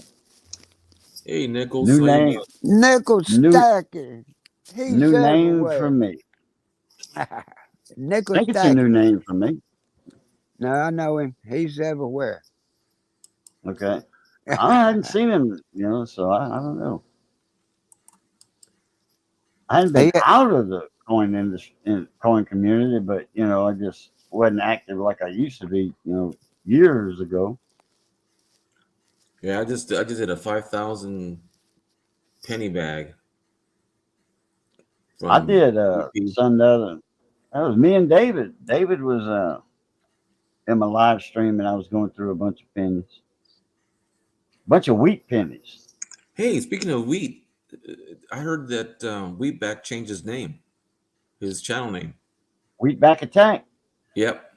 Hey, Dad. Changed it. I don't know. I'm trying to find out. He changed it to his real name, and he took down a bunch of content. He ain't got much content anymore. But he's still doing coins though. Yeah, who knows? They don't get on YouTube anymore. What's the name of the channel? Yeah. Well, what's his real name? Oh, I don't know. I forgot that. Yeah, me too. I I hadn't never. seen him in a long time. Well, it's David something. I might have an Actually, envelope. I might have an envelope with I his can't return remember it address right on it. now. 'Cause he sent Uh, me a but few things already. but Cajun and Hector, the Oh, reason Wow. he did that, listen, uh, he screwed Ida Herring out of a bunch of money. Yeah, Ooh. and uh, uh, uh, stopped responding to her emails and so forth. And So so, he sold her some stuff and didn't. and Uh, she didn't get a lot of it. She uh, bought a bunch of it, but he didn't send her all of it. oh, oh man. oh. And then, yeah, he ripped her off. And so that's why he quit getting on YouTube. Oh man. Well, that's self. That's a good reason for self-preservation. After that, your reputation is dead. Yeah. Hmm. Wow. Well, I know one guy ripped me off, and he's not on my good list. So I know how that goes. I can't think of his last name. I know it. Nick, you should only see one David now. Yeah. I think being on the phone is kind of a little harder to conversate. Just got to get used to it. Hell, when I first Yeah. started going live with my silver wheels, Uh-huh. I was on a phone, and I didn't even have 1,000 subscribers back then. I was going through StreamYard though, not YouTube. So But just stay on StreamYard was going to YouTube just like you're doing right now. But So you recommend that just didn't stay on matter YouTube? because you had StreamYard, huh? It's better to stay on YouTube then, on your phone. Well, no, what I was talking about, I was going live through StreamYard on my Oh, phone, oh, and I had it set up. I was at my computer desk over there, which is my electronics bench now, oh. Mm-hmm. and I had my monitor, my desktop monitor there, and I was going live on my phone, and I had my phone right here on that shelf. There's a shelf right there's my computer desk here, and then there's a shelf right there that you put your monitor on, because it's a computer desk, and then the little keyboard thing's underneath. So uh, I would put my YouTube side on the desktop. That way I could have my chat, and I would and actually live from my phone. Oh, That way okay. people could see me, and then I would do my wheel.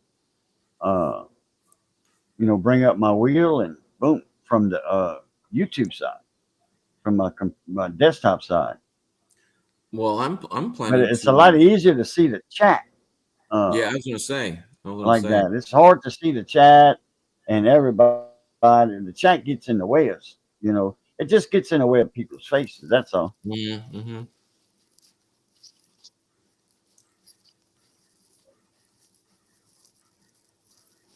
Well, this is my first live stream in a while. I know that.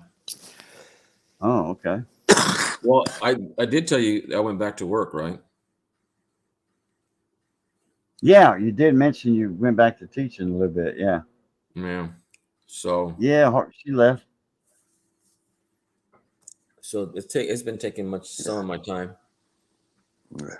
Then I'm too Give me tired to some get. more. I gotta give me some more lemonade. Be back in a minute. Okay. Yeah, Pops hasn't been on longer than that because I haven't seen him in 3 weeks. Nichols. Hey, Nichols, you want to come up? He probably got another vacation from YouTube. Oh God. You know what I'm talking about. Yes, sir, I do.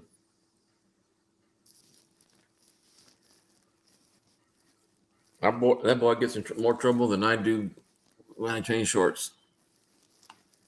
Yeah, well, But he's a good boy, though.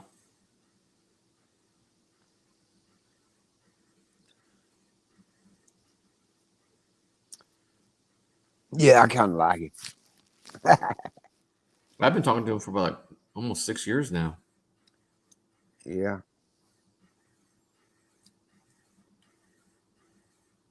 I thought Cyclops would be on right now.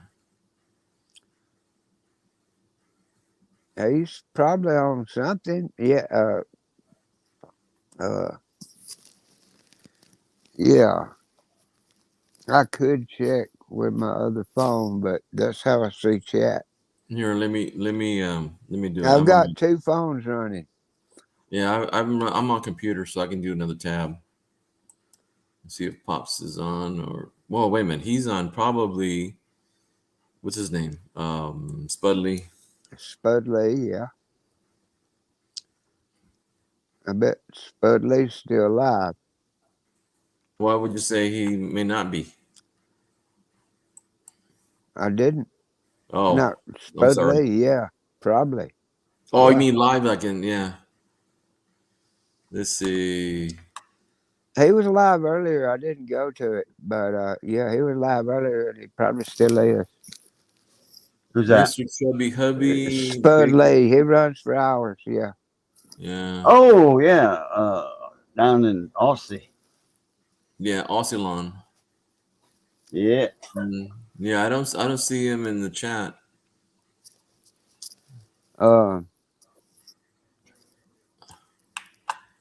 Yeah, I don't see Spudley in the chat.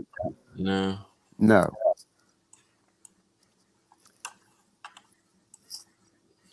No, you were asking where Cyclops Stacks might be, and that's what I was thinking he probably is. Yeah. Oh Who's yeah, that? I see. When Spud's live, Cyclops stack Steve Rice. Yeah. Steve, He goes there a lot. Yeah, him and I always talk spit about food, and he gets he goes la la la la because they're always making food at home, like you do, Cajun or Missy. Yeah, we don't eat out. Yeah, we cook. Oh, we did that the other day, and we said, "Oh my gosh, we can't do this no more." I'm looking at everybody that's live that I'm subscribed to, and there are dozens. Oh yeah. This girl changed her name. I ain't been to her stream since she changed her name. Who's that? Well, it's not anybody you know. I might. Okay, you want to know what she changed her name to? Okay, My Siblings Life, which I don't understand why she did that, but her old name is Ninya UK Vlog. She's a Filipina and she lives in the UK. I know who you're talking about. Okay. Aloha. Aloha. When you said that. Nickel stacking. He's everywhere. Yeah. Man, I wish Dave was here. Dave's not here. No, Dave's not here. Cajun, brother, how you doing? What's happening? Man, long time no see, my brother. Hello, Mr. Cragen. I'm going to call you Cragen from now on because it sounds like saying Craig Urban at the same time. Durbin. Yeah. No, I mean, that's who he is. Making up a name for him. Like, I'm going to call him the Cragen now. Call me anything but late for dinner. Yeah. Yeah. Hey, especially if it's my house having dinner or even Cajun's having dinner. We throw in some feedbacks. Pretty good ones. Hey, I don't know what happened last night, and then I don't know where the guy came from. Melissa didn't either. And we were talking about it after she shut down her live stream, and he got irritated with you, and then he got irritated with me, and I'm like, hey, dude. You know what I was gonna tell them, Craig? I tell him, why don't you go sit on a pin so that way you'll blow your mind. That guy has no idea who he's talking to. I mean, you really don't know. You just don't. Well, I really don't care. I mean, people that talk like that could be so disrespectful. I don't give a crap about those people. I don't have to say but I mean, anything. Hector, you've always been the number one dude, man. Always. And you don't deserve that at all. Well, I appreciate that, but it's And a if small he'd see you mind. face to face, he would not talk to you like that face to face. I guarantee that. He's not man enough for that. Yeah, I have a you know me. I have a certain look that I just stop talking. And it's either you put up or shut up.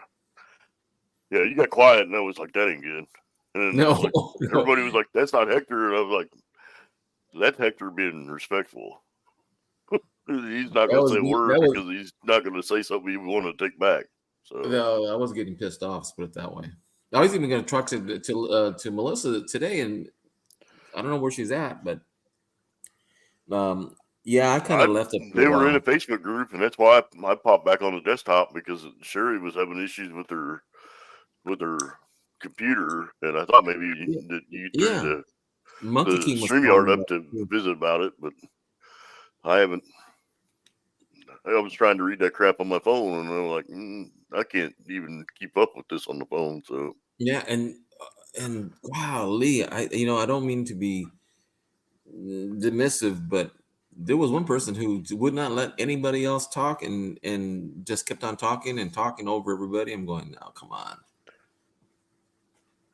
I mean, that's a personality and everything, but after a while, I just kept quiet too on that part. So it was getting late. Yeah, well, sometimes when you get people that are in a crowd of people that are inebriated, you get that. Oh yeah, one up, and everybody's trying to one up each other. Well, my mom used to tell me all the time, one fool look like a fool than having two yell at each other and look like two fools. Crowd of fools. So how you been, Craig? I'm doing good, man. For the most part, still dealing with taxes and farming and all that kind of stuff. So late in the year, it's driving me crazy. But it's speaking of which, we the family settlement came about. I don't know if I told you. I haven't told you anything, huh? No, I haven't heard a word about that. So yeah, well, just recently in October, we went to court, and there's a California standing in precedence that's called Headstead Act.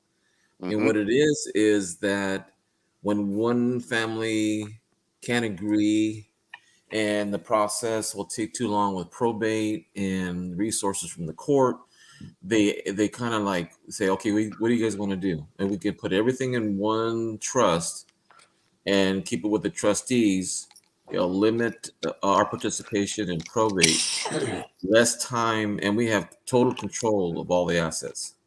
Yeah. What, the state? Yeah. No. I mean, has total control. Trustees. No, my trustees do. Okay.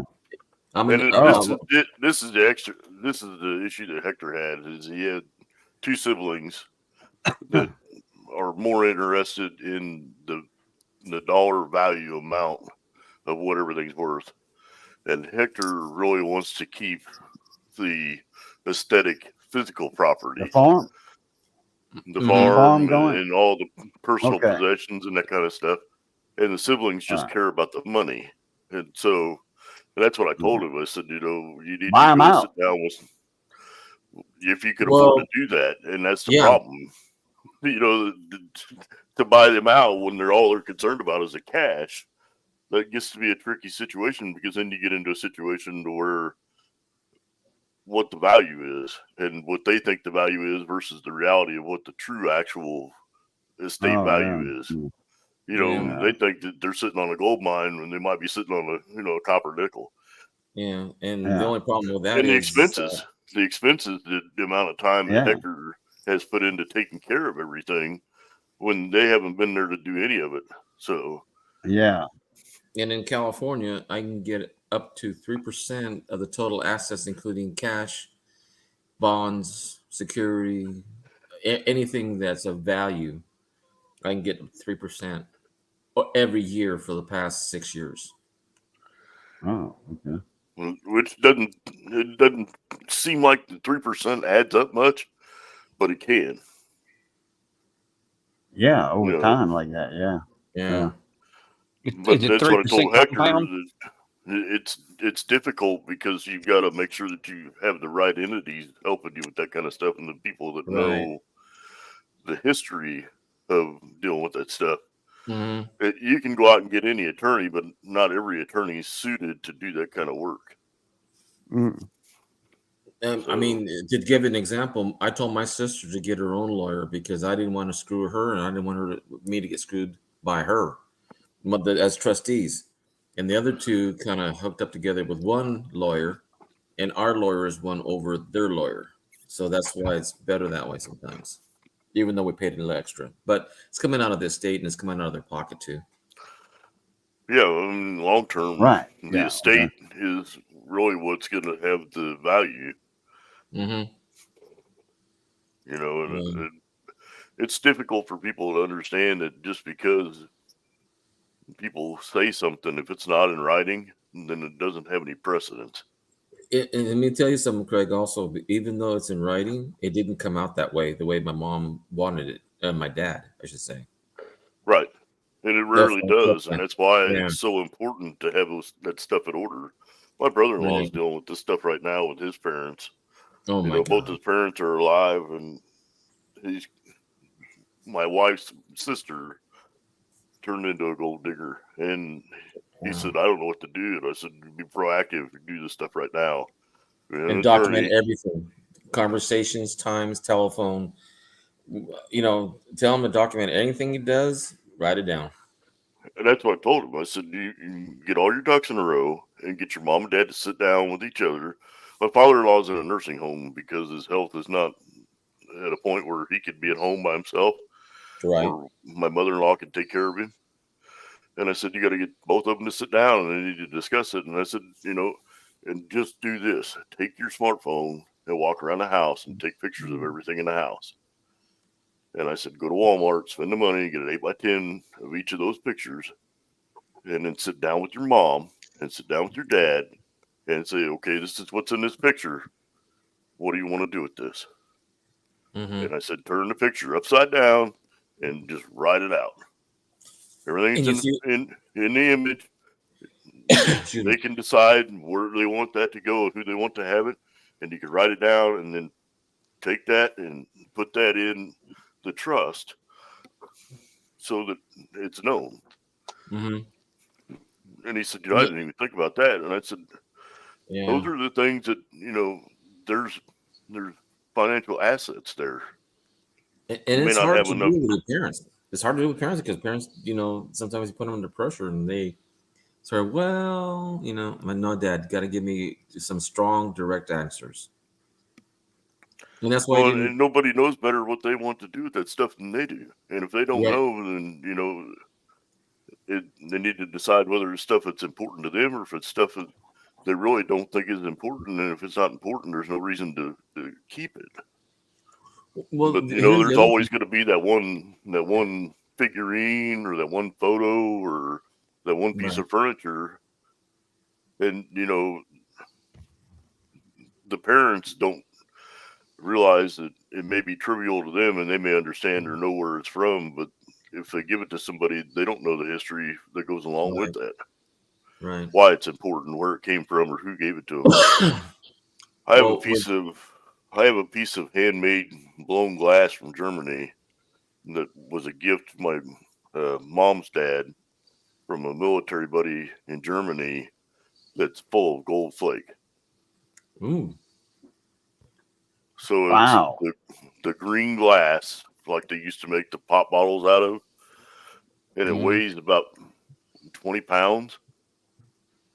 And it's basically looks like it's been candied with metal flake on the inside of the glass. If somebody doesn't know what it is, they wouldn't understand the value of it. But it was a handmade piece of glass. It's huge. Well, with my sister and I being sole trustees, that Headstead Act that here in California that we took gives us total authority over everything. We make the last decisions. Well, I think that your brother was kind of the hang up, wasn't he?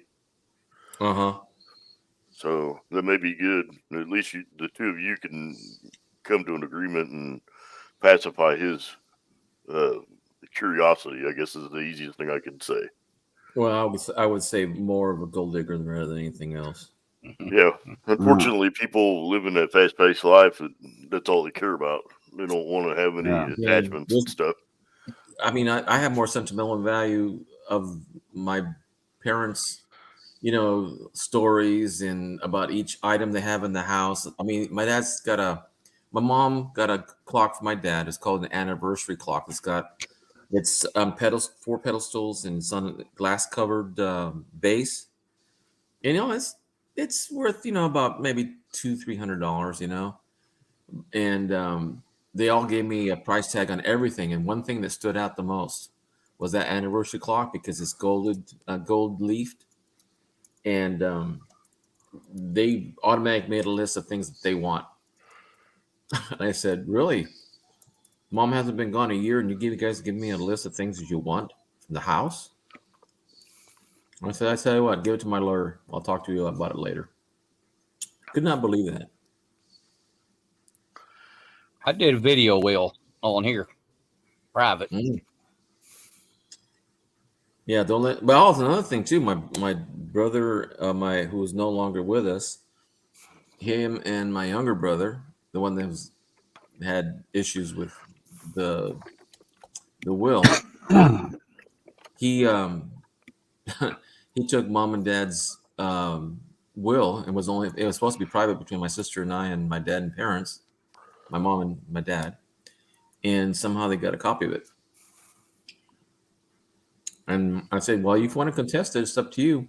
And then the judge tells them, yes, if you want to contest it, what the clause, I don't know what it was in the thing in the last will. And they said, if you to contest it, then you get nothing.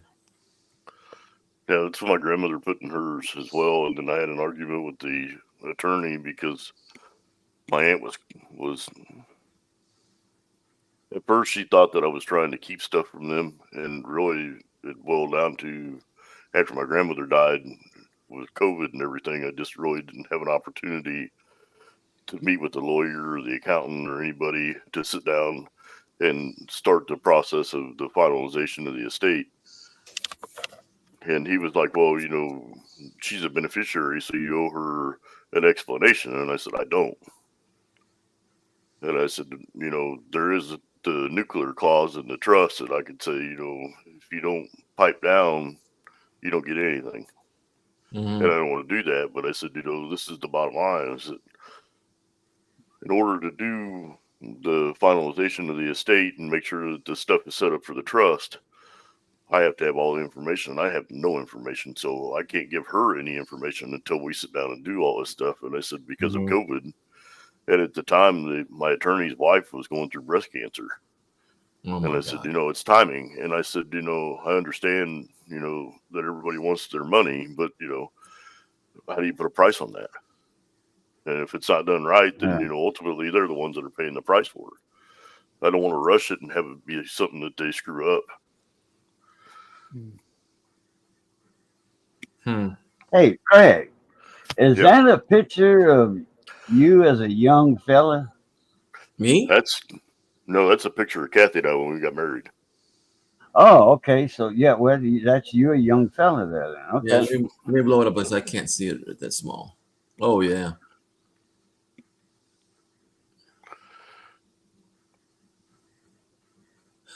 How'd you blow it up? Who, me? Hector? Yeah, how'd you blow the picture up? At the bottom of the corner of the all 5 of us here, there's a space. There's a space of 4 little squares. Yeah, let's make it full screen. And make it full screen that way. I didn't see you do that. I mean, I didn't see it get big. You do it on your own end. It doesn't show up in the stream. Oh, okay. When you're the host, you mean? Okay, yeah, I got you. You can do it even on yours. Yeah, you can do it in yours. Really? Just Yeah. hover over the video feed of the StreamYards. Oh, that little square. Yeah, Right. yeah. Gotcha. You can make it full screen that way, and then you can see the avatars better. Okay, gotcha. You know, I thought you could get another name in YouTube or StreamYards, or I should say YouTube, and you can actually broadcast from there. What do they do? Copy your IP address and they don't let you do it that way, or what? You make a sub account basically. So you go into the YouTube Studio and you can add a sub account to your main account. Mm-hmm. And in that sub account, it's linked to your main account, so you can not use your primary channel to stream from. And some people prefer that. Like Kittle does that with his gaming channel. He's got his Michael Kittle Rare Coins, and then he's got the Kittle Got Game, and yeah, I think he's got one or two other channels too that he doesn't use. But it allows you to keep content related to a specific subject. So the downside to that is that you got to have everybody go subscribe to that other channel. So yeah, it's difficult to get people to do that. Yeah. It's difficult to get people to subscribe to one channel, let alone two or three. Yeah, I'm down to 1,009. I used to have 1,030. Now I'm down to 1,009. Which I mean, it doesn't really matter to me. It doesn't, because I really didn't try to get 1,000. It doesn't to me either. And the only thing that really makes a difference is if you're trying to be monetized.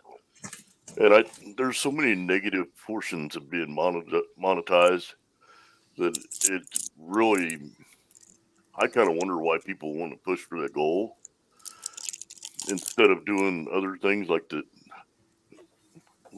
for instance, in the Twitch world, people are a little bit more into doing Patreon and other stuff like that, where they can get a monthly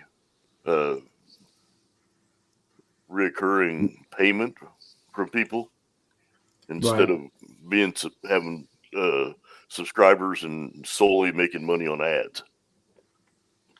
Twitch, you get paid based upon the subscriptions. So you get so much per subscription. YouTube, your only venue for revenue is by ads or super chats and super stickers and that kind of thing. And depending on the device, YouTube can take up to 50% of that right off the top. Believe me, I know it. I know it. But here's the caveat. 51%. The caveat is that any donation that's made to you via super chat or super sticker or whatever, you get that full amount on your 1099. So you're paying taxes on all that money, and YouTube's taking their cut off the top. Plus, they're getting paid by the advertisers to advertise on your videos. So it's like, and I know that it costs money to run YouTube. I know that the servers and all that kind of stuff are expensive. But when you've got the amount of people that use YouTube as a whole, it gets kind of to a point where it's like, are you really trying to provide the best service, or are you just being greedy? Yeah, Plus they're being greedy. They get paid membership too. Like you can and the pay them to make sure 1,000 people see your video and stuff like that. Plus they get something else they get too. And the memberships are the same way. You only get a fraction of that. And you have to be approved for memberships and stuff. You know, I did a video, and then they sent me a survey afterwards. It was like a 30-minute long survey trying to push that partnership program, which is like the new stepping stone to getting monetized, where they allow you to have some of the monetization benefits, but not all of them. So you don't get the ad revenue, but you can get super chats and that kind of stuff, members. Mm-hmm. And they're really trying to push that. So basically what they want is for you to have like 500 subscribers and 4,000 watch hours to be part of the YouTube partnership program. Plus movies. You could pay them for movies. Have you seen those interviews? Some guy says, "This is my income for this month. This is how many subscribers I have, and it equals this much money a month." Have you seen those videos? Uh-huh. Yeah. Are they really for sure saying those are true numbers? Yeah. Yeah. Yeah. Some YouTubers get over $1 million a year. They don't get that, but that's what their 1099 is reporting is $1 million a year. Oh. YouTube's taking their one guy I know, he makes his share is over $1 million a year. One guy I know.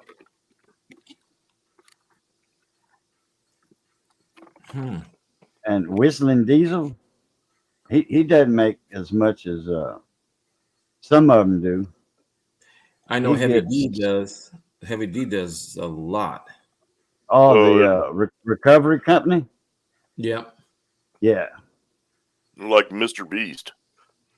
Oh, he's making a lot of money, but YouTube is making a ton of money on him too. So yeah, T-Series, PewDiePie, the guys with 100 million subscribers. But PewDiePie don't make anything anymore, does he? No new content. I don't know. No, he still does. I mean, you get recurring revenue off of the old videos, and people watch the old videos, and they still get you still get view time from it, so you get ad revenue from it. I remember PewDiePie and T-Series coming in my live streams a couple of times, and they were trying to get subs. That's when they was on that race to 10 million or whatever it was, and they was going in anybody's live streams, and saying hi and all that. They wouldn't stay long, 5 minutes. And T-Series, PewDiePie, they were, getting subs like that, getting subs. Well, you remember Tree Trimmer and all them guys, don't you? Oh, yeah. They used to have those live streams with hundreds of people. And and they would, sub, resub, this, that, the other. But you can go in there and get partners. I'm sorry. Still in y'all? It's still in you. Yeah. Hey, buddy. Hey. The bearded, what do you call them? Bearded butchers. When they first started, yeah, they were doing their own video capture and editing and all that.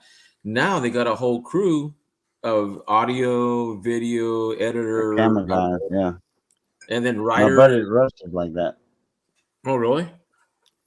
Russ Jones, Smoky Wrist Barbecue. Yeah, his son's the camera guy and does all the editing, and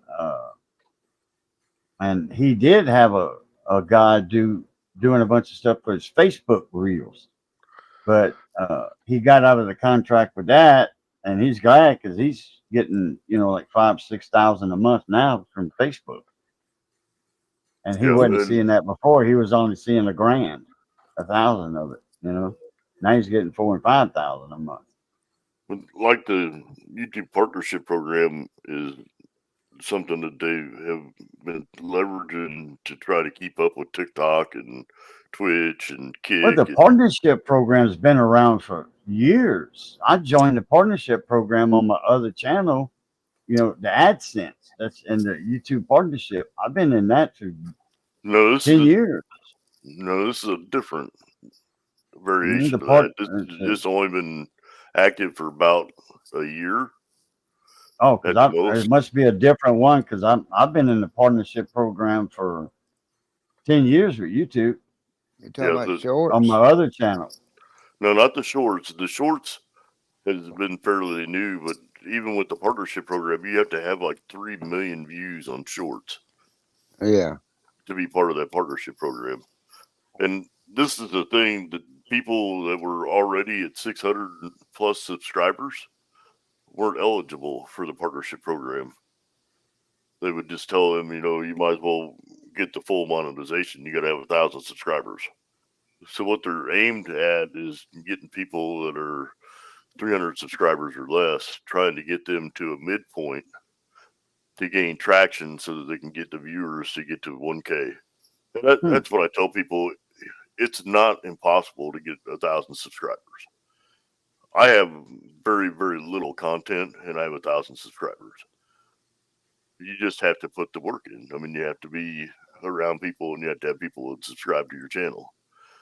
But, and then going to other people's channels too, because I've noticed that even people that have got the big numbers, I won't say who, but the other coin guys that are really big into it, as long as you're going to their channels and they go to yours, there seems to be support.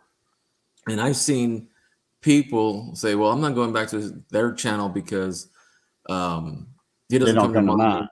Yeah. It doesn't support me. I know a couple like that. Yeah. I know a couple like that.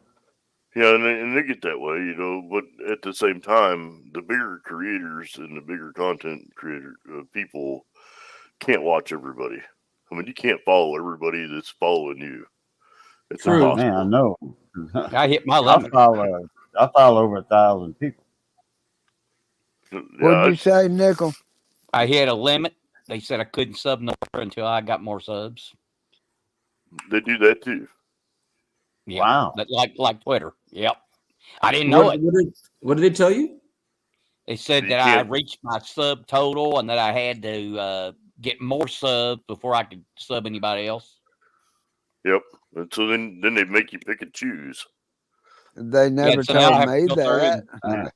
I have to go through and get rid of some people or some channels and then sub. But see, where I got most of my subs, I only have 400 and what is it now? 448. I go in the chats and then I just sub everybody in there. And then most of them, or at least almost half of them, would sub me back. That's how I was picking up my subs. And then they won't let you do that, you know. So yeah, they don't like YouTube. Don't like that sub for sub. They don't. And then the other thing too is when COVID hit, they took away the ability for people to go to a person in chat's channel.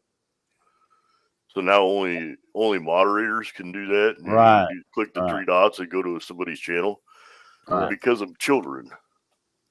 And they didn't want to end up in that same situation that Yahoo got into so long ago where they were having child predators. Yeah. So then they took that I liked away. it when you could. I liked it when you could talk to people private chats. They did away with that too. Yeah, and they've changed all that stuff, and part of that is good, and part of it's bad. I mean, you mean like Hangouts? It's not. They still got that.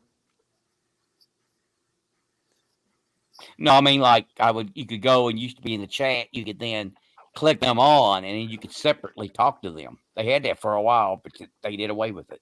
In YouTube? Yep. Yeah.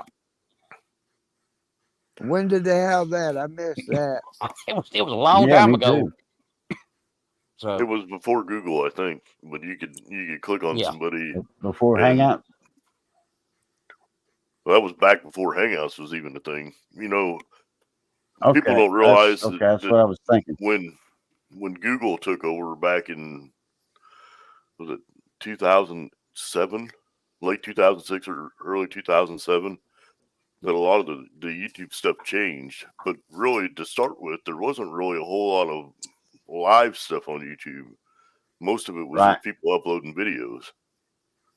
They didn't have the live stuff, and then the live stuff came along right when Google transitioned into being the owner of Google or YouTube. So Alphabet is a strange company, and it's not any different than Amazon or any of those huge mega corporations. They do a lot of lobbying and political stuff, which I don't agree with. But that's a whole different topic. Yeah. Well, what is the limit of number of people that you can sub to? Tell me that, Nickel. I forget the number. I think it's like maybe 2,000.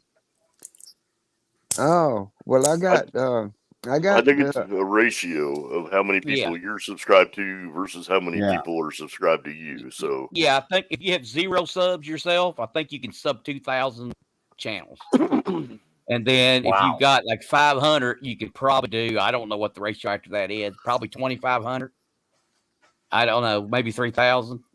And then that's how it does. So I've got to get to 500 probably before I can start resubbing another, subbing again. So, well, David, you know Twisted R, right? Yeah. Stacy? He used to have a ton of people he was subscribed to. And when he was pushing to be monetized, when we were doing all that stuff with the Small Engine Nation, he was at that wall and he had to go through and get rid of people that were gone to be able to continue to subscribe to people because he was at that wall where he could only have so many subscriptions. So Yeah, that's the first I heard of that is tonight. Yeah, it used to be a real headache. So, and the bad part about it is that you get creators that you make good friends with, and then they disappear, and there's nothing out of them, but you don't really want to unsubscribe from them. Because they're buddies, you make good relationships with people, and I've unsubscribed from one channel. He said something that I didn't agree with, and so I gave him a dislike, and I unsubscribed from, and the very next night I got a notification that he went live, and I said, "Wait, why am I getting this? I ain't supposed to be getting this." It's part of that algorithm. Oh, so I went. I went to it, and I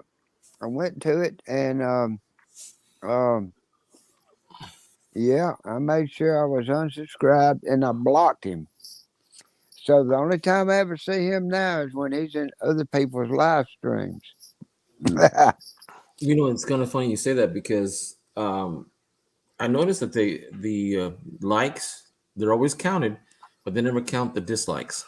They do. The thing that they stopped doing was showing the dislikes on videos. Right. Because people were doing that shit intentional. And either way, when people like or dislike the video, that is still a positive for the creator. What people were getting upset with is they thought that it was making their content look bad. So it's stupid. I think that they should have just really. I like the way that Twitch does a lot of things because there isn't a like or dislike on the live stream. What they do is they track every viewer with view time, and then they reward the viewer with points. So then the viewer can then interact with the creator with the points by using redeems and stuff that make the chat fun. So, and that was one of the things that we played around with the stream elements and the chat bots and that kind of thing. The viewer interaction is part of the algorithm. It's not enough just to have people watching the live stream, which there are a lot of people that just turn on live stream and let them run just to have the banter in the background. If you're idle in the chat, that doesn't really count towards the view. Right. So then you got to put something in chat on the live stream. You got to put something in chat every 5 minutes. Yep. Some people just put a for dot. Keep getting the view time. Yeah. So then when they implemented the games and stuff, and then the creators were getting upset because people were showing up just to play the games. Right. It's like, what do you care? If people are playing the games in the live stream chat, it has very little impact on your live stream. Just do what you're doing. And you're getting the view time because people are active in the chat. It makes a difference. And I've seen some creators that will just absolutely turn that stuff off, and they get turned off by it and get mad at people for doing that. I've actually been in some live streams where people have been mad because people have donated money or memberships because it interrupts their live stream. They're like, what are you talking about? The people are That's giving you income. that's lame. It's like, what are you upset about? So what? It's a distraction, but I mean, people are sharing their income with you. I mean, Right. Exactly. Here's another thing. Nowadays, people got smart TVs and they can't interact and chat, and they'll watch a whole live stream, or video or whatever, not leave a like, not leave a comment. I guess they get the view time or some amount of view time. they don't get all of it because then well, not in a live stream because they're not interacting. Yeah, so there's a lot of people that got smart TVs that watch YouTube, either videos or whatever, Yeah. and never interact at all. And see, that's the thing with Twitch that I like is that you don't have to do anything, and it's still, if you're watching the live stream, you still get the watch time. If you got it on, it's on. If you ain't got to be watching it. If it's running, If it's running, your view time counts to that creator.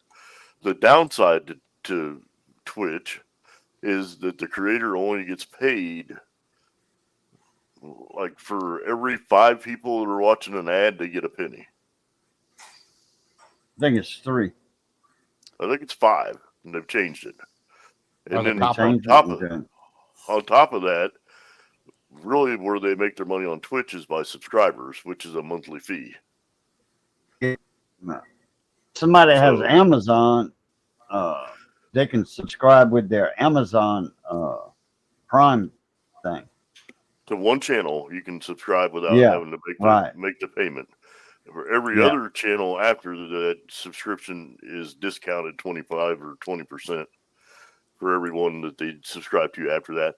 And the downside to the Amazon Prime is that if you subscribe to a channel with Prime, then once that subscription period is over, you have to go back and resubscribe, or it removes your subscription. So, you have to watch you got to that do it every month or whatever it is. You can do it by month or 6 months or 3 months or whatever it is. You can pick the term, but and that's one of the things I think that the user interface on the Twitch side is so robust compared to YouTube, and I think YouTube is trying to implement changes to make that better on the YouTube side of things. But YouTube's copying Twitch in a lot of ways. Well, like that little heart button down there in the chat.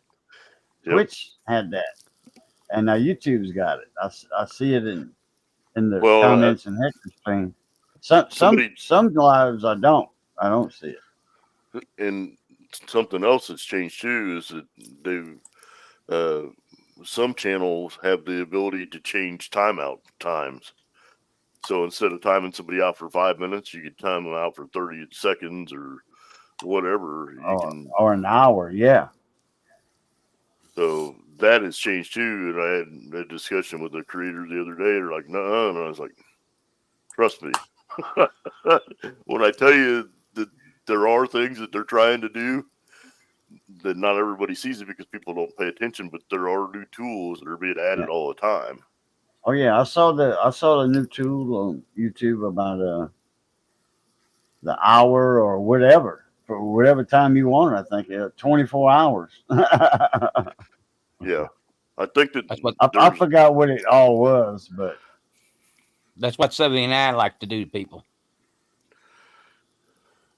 With Terry? Yeah. I think it's 79 is what Terry Mercer, I believe. It used to be her channel name. No.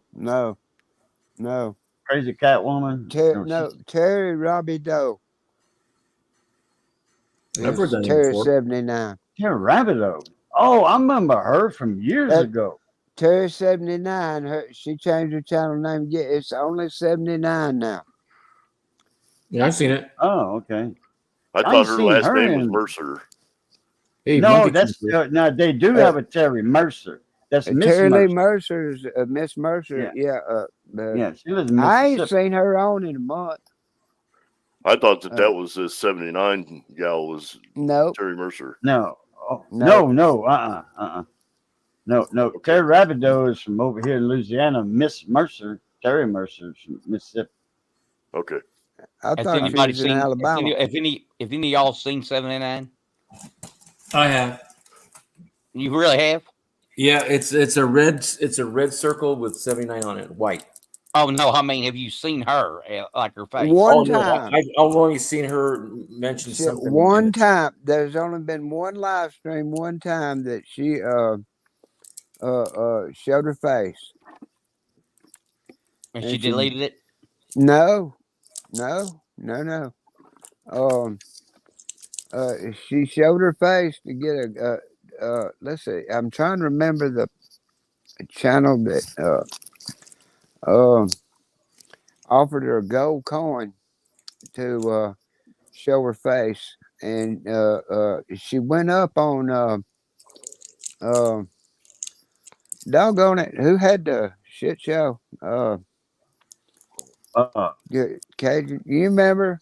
Novus Stacker had the shit. Yeah, it was on there, and she got the coin and told him to send it to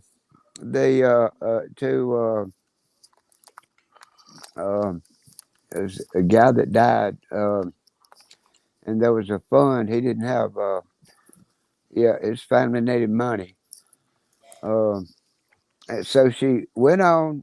She got the coin awarded to her. She showed her face. She didn't show it long. She's pretty, by the way. That's what I'm hearing. That's what I want to know. Describe it. and a little Cajun queen. And she donated to what was that guy that died? I don't know, 5 years ago. Robert Lawson or no, Robert Lawson ain't dead. No, Robert's not dead. Not Robert Lawson. You mean Hey, Dustin Morgan? Yeah, it wasn't. No, it was a stacker, a silver stacker that died years ago, and there was a fund. Well, okay, I can't remember, but anyway, I saw her before. Okay, What haircut does she have? Huh? what was it the guy that did live coin Q&A stuff? No, not Ken. No. Not Ken PV. Not PV. No, not him. That was before that. Way before. It Ken was died. before. Yeah, this was before that because Lincoln? Novus. It was on Novus's channel, and Well, I haven't seen Novus in a good minute anyway. So well, he ain't. Yeah, everybody's asking where he's at. Well, he Did ain't she have red hair? Was she brunette, blonde? What was she? black. Brunette. Yeah, black hair, dark hair. Yeah. She's a little Cajun queen. Nichols, he's on a witch hunt for your. There's a bounty on you. Yeah. I just want to be prepared in case somehow or another she came up and I saw her or something. But I mean, Yeah, so she's brunette. Richo passed away, but that was after Ken, I think. I got another question. Yeah, it was that kid, and but that ain't what I'm talking about either. It was a stacker. And it wasn't Okay. Lambo stacker. It was before Lambo stacker. Yeah. He's from Texas, huh? I don't know. Yeah, I know who you're talking about. Can't think of his name. I can't think of his name either. Well, It's how not about this? Slacker Stack. Yeah, there was a charity going on, after he died. It was Superman. No. David Stern. No, you're talking about that's Stern. Stern, yeah. No. Stern Stern's was only been Silver gone for- Superman. Stern is Stern was Stern's only Superman. been gone Silver for Superman. yeah. He's only been gone for what? Yeah, he Maybe had that other 3 name. Not even 3 years. No, 2 years at the most. Yeah. Okay, Yeah, about 2 years. I got this question for all y'all. Who was the guy that had 17,000 ounces of silver and he's not on anymore? Not, oh, I know that's not International Stacker because I seen him a while back. And he's Haven't getting seen- married. I thought So- International was married. No, International Stacker's getting married or someday soon because it was about a Oh. month ago. Well, He who was the had little a live goblin? stream. Who was the little goblin years ago when he would do the giveaway? I thought that was The his son. Goblin. I don't know who that is, I but thought that was his son. Might have been his nephew or something. I mean, he could have kids and not be married. You know, we Yeah. all know that. Yeah. But well, Sal, he's getting married. Sal said there was a guy on here, and he used to be on. You know, he was subbed to his channel, and when Sal first got started, there was a guy on here, and he had 17,000 ounces of silver. And I just want to know whatever happened. 17,000 ounces. Like that. That's 17,000 is a lot. 17,000 is a lot. So I mean, I just wonder whatever happened to him. I don't know who you're talking about, really. Yeah, I me don't either. either. There's a lot of people that have a lot. Yeah, like I know Constitutional Stacker is, been stacking like crazy. Hmm. The whole thing about stacking, and you can rub people wrong with this, but it's only worth what you can get out of it. And if the world goes to crap and there's no banking or no money value, Yeah, that's what happened to cornbread. You're not going to get the value out of that silver. It's going to be like, how many of these do you want for that? And then you got to just agree. There's not going to be any money value to it. So, unfortunately, I'm not one of those crypto bandwagon people either. I don't believe in crypto. Yeah, me neither. Because there's no monetary value there. It's all numbers. Yeah, you don't have it in your hand. Yeah. What's going to be more valuable is your labor, your goods that you can make, and what you can barter with food. That's what I was gonna say. Is if all the banks, if everything craps out, and literally everything craps out, it's gonna be basically back to a barter system. I'll do this service for this product.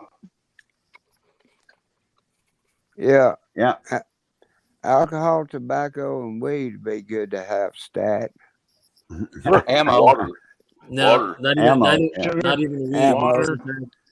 Water, spices. You can grow a garden. You basically got what you need. I'm a member of a rural water district here in my state, and I went to a water board meeting and told them that they needed to up their security. They'd put in a camera system and they didn't know how to operate it, and they were having problems with it because it was too complicated. And I just told the board member, I said, if somebody was going to do a terroristic attack on the country, that's the fastest way they could infect people in a rad range. Right. Because everybody has to have water. How do you think the health department checks? How do you think the health department checks on the status of a community, a state, or even the nation, where they can spot water issues that have any kind of diseases? That's how they find out where there's cholera, where there's any kind of disease that they do that with COVID. Contagious. Yeah, exactly. Well, they did with Flint. They did it with every type of disaster that happens. I'll give you an example. I know this is a fictitious thing, but there was a TV show in the 10s. I think it was like 2012, 2013, 2014, something like that. It's called Mr. Robot. And the whole premise of the show was a guy had created a program that actually completely wiped out. It was supposed to just wipe out the U.S. economy. In the show, it ends up wiping out the entire world economy. Basically, it broke down everything to where anything digital was completely wiped out. Bank accounts were gone. You didn't have money. You didn't have your social security card. You didn't have, all the You didn't have anything. You went back to literally square one. Now I know that it is a fictitious show, but they actually did a behind the scenes documentary type thing. 710. What's up, Yeah, 710? Rick. A710. So in this show, in this documentary, they basically stated that they used white hat hackers, black hat hackers, and what they call gray hat hackers. All right, white hat hackers are ethical hackers that work for companies or businesses to help alleviate what black hat hackers do. Black hat hackers are dark web, people that do it for malicious intent, whatever, so on and so forth. Gray hat, they're on the border. You know what I mean? What they used in that show was actual code towards doing something like this. The other thing too that people don't realize is that these universities with the computer sciences have students that are part of their curriculum is to write viruses and hacking software and that kind of stuff. And some of that stuff gets out of those universities. It actually gets out onto the internet. Oh yeah. So I'll just give it. I'll put it this way. So the internet that we know, okay, is like an iceberg. There's only about 10% of the internet that most people use, okay, that is known. The other 90% is what they consider the dark web. The dark web is where all the bad shit happens and everything else goes down. I don't think that's accurate. I think that there's a portion of public internet, there's a portion of private internet, and there's a portion of military internet, and then there's a portion of government internet. Yeah. So and like the universities and stuff like that, they have appliances that are hardware appliances that do anti virus, anti malware, all that type of hackware, stuff. malware, all that stuff. Yeah. They've got appliances that do that. They're physical machines that they put on the networks that sniff and analyze the network traffic. And the students are held accountable because that is tracked by IP. Oh yeah. So the government watches everything that we do. Period. And saying that they don't is ludicrous. But what I want to say, go ahead. No, I was going to say real quick. It isn't the government that knows most of what's going on. It's every company who does, like Google, Apple, Microsoft. They know more about us than the government does. Yeah, they just sell that information. Right. And it gets put into databases and files and all kinds of stuff. Okay. It would make your head spin. So so I've been dealing with computers since the early 90s. Okay. Not as extenuous as, most people nowadays, but I've done it. I know my research, and I know, I know enough to get me by. But the internet was originally created for military purpose. It was never to be a public thing.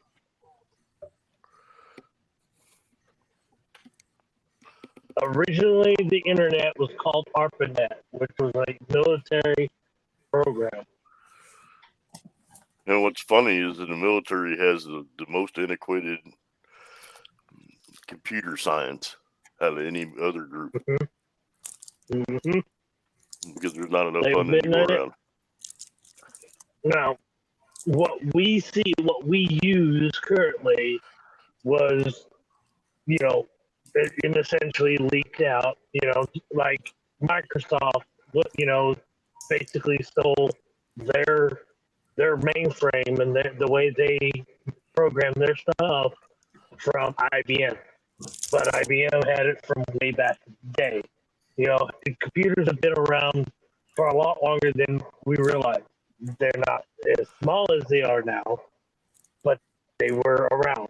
The mainframes go clear back into the 70s. My mom was a program writer back in the 80s, and she worked at a trucking company as a software engineer. My grandfather was doing it from the 70s, and I get it, Craig, but actually mainframes have been around a lot longer than that. Well before the 50s. The network mainframe stuff. Mainframe computers, there's the oldest computer's a clock in Europe. So, I mean, I'm talking about mainframes that would transmit data from one facility to another. And when my mom started dealing with that kind of stuff, they were using 300 baud modems, and that was high speed. That was called the Harvard Mark I, and established in 1943 for Harvard Medical Service, and it cost something like $200,000 to build. In today's dollars, it's probably worth about $3.7 million. Right. It's called the Harvard Mark I, which is in 1943 for application for military service. And one of the original programmers was Ada Lovelace, and she was one of the first few. And you got to understand, this was back in the 1800s when she was around, programming. And so, yes, the integration of what we see has been around for X amount of years, but the programming aspect has been around for well over 100 years. Guys, I got to run. It's after 4 in the morning. So, okay, Hector, appreciate you having me up. Craig, man, good seeing you again, buddy. Yeah, you missed me. Take care, buddy. Yeah, David, good seeing you again. Hope you feel better. Monkey King, good seeing you. Nickel, nice meeting you. I think I was on. I think you were on Pops once or something, and I remember. Yeah, not too long ago. Popzilla. Yeah. Mm-hmm. Yeah. I probably a while back said hi in the comments. You're up I might have been on there. Yeah, that's right. Yeah, I did pop up there. Oh no, it was longer than a couple of weeks ago. I think so. I hadn't seen Popzilla in a while. Probably like 2 months. Yeah, 2 months ago, probably. No, what, for me? I'm being on Popzilla's channel? Yeah. Now for you, it's probably been about over a couple of weeks, but yeah, no. Oh, it's been longer than that. Yeah. So, all right, y'all take it easy. Y'all know the routine. Love, peace, and crackling grease. Catch y'all later. Bye, boo. Steve, I've not seen him in any chats, but I've seen he's on one of my videos, so I think he's all right. I don't know if his daughter's gotten worse or what. So no, she's doing all right. I talked to Stacks a couple of weeks ago. She's still dealing with it and whatnot. He's just he's been, I guess like a week ago, it was him and one of his grandkids' birthdays, and I guess they're close to each other, and she wants to celebrate it together because they're close to each other. So he's just been busy with family. I know Spud was on, but I didn't see him in there when I was over there earlier. But I came from there over here.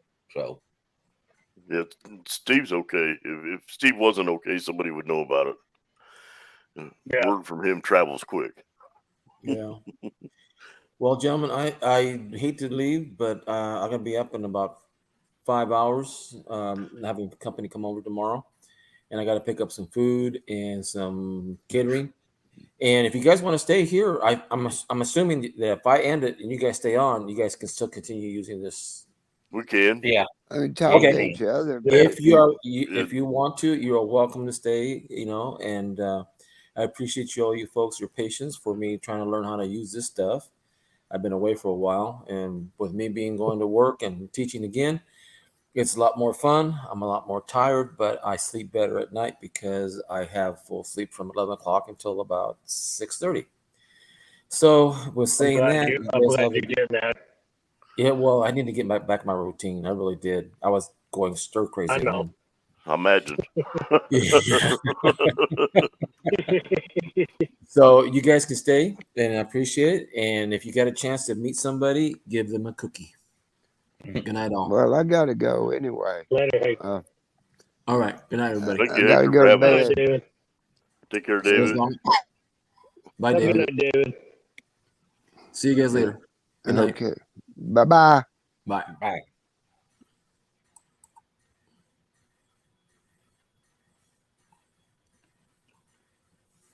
Craig Bounce. You're still alive, Hector. I know. I'm trying to end it. I don't know how to do this thing. See, I'm learning. It's in the right hand corner. I did that, and now I'm He's gonna on, hit the he's release on the video. phone. You He's do on the the first phone. one, and then a second one comes up, and you have to do that. There you go. Got it. Thank you. So I got to talk to Monkey King because I got to find out. So how did your conversation with Hardcore go? Hold on. Hector, it's still live, bro. Yeah.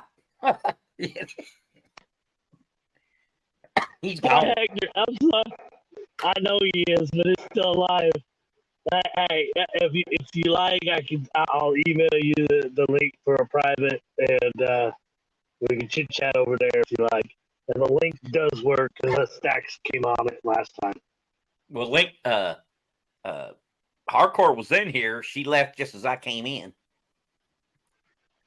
So Yeah, because she was tired. So, and that's between me and her. But then I'm not gonna disrespect her. But yeah, give me a couple minutes. I'll email you the link, and it works. All right, we can just chat over there. now, see, if we leave, see, he's still going to be live, right? Yeah, if it keeps, it'll tick until about if it goes over 12, it'll end up just timing out. And it'll end at 11 hours. It's fine. It happens. So, All right. like I said, I'll give you a couple minutes, and I'll send you the link. All right.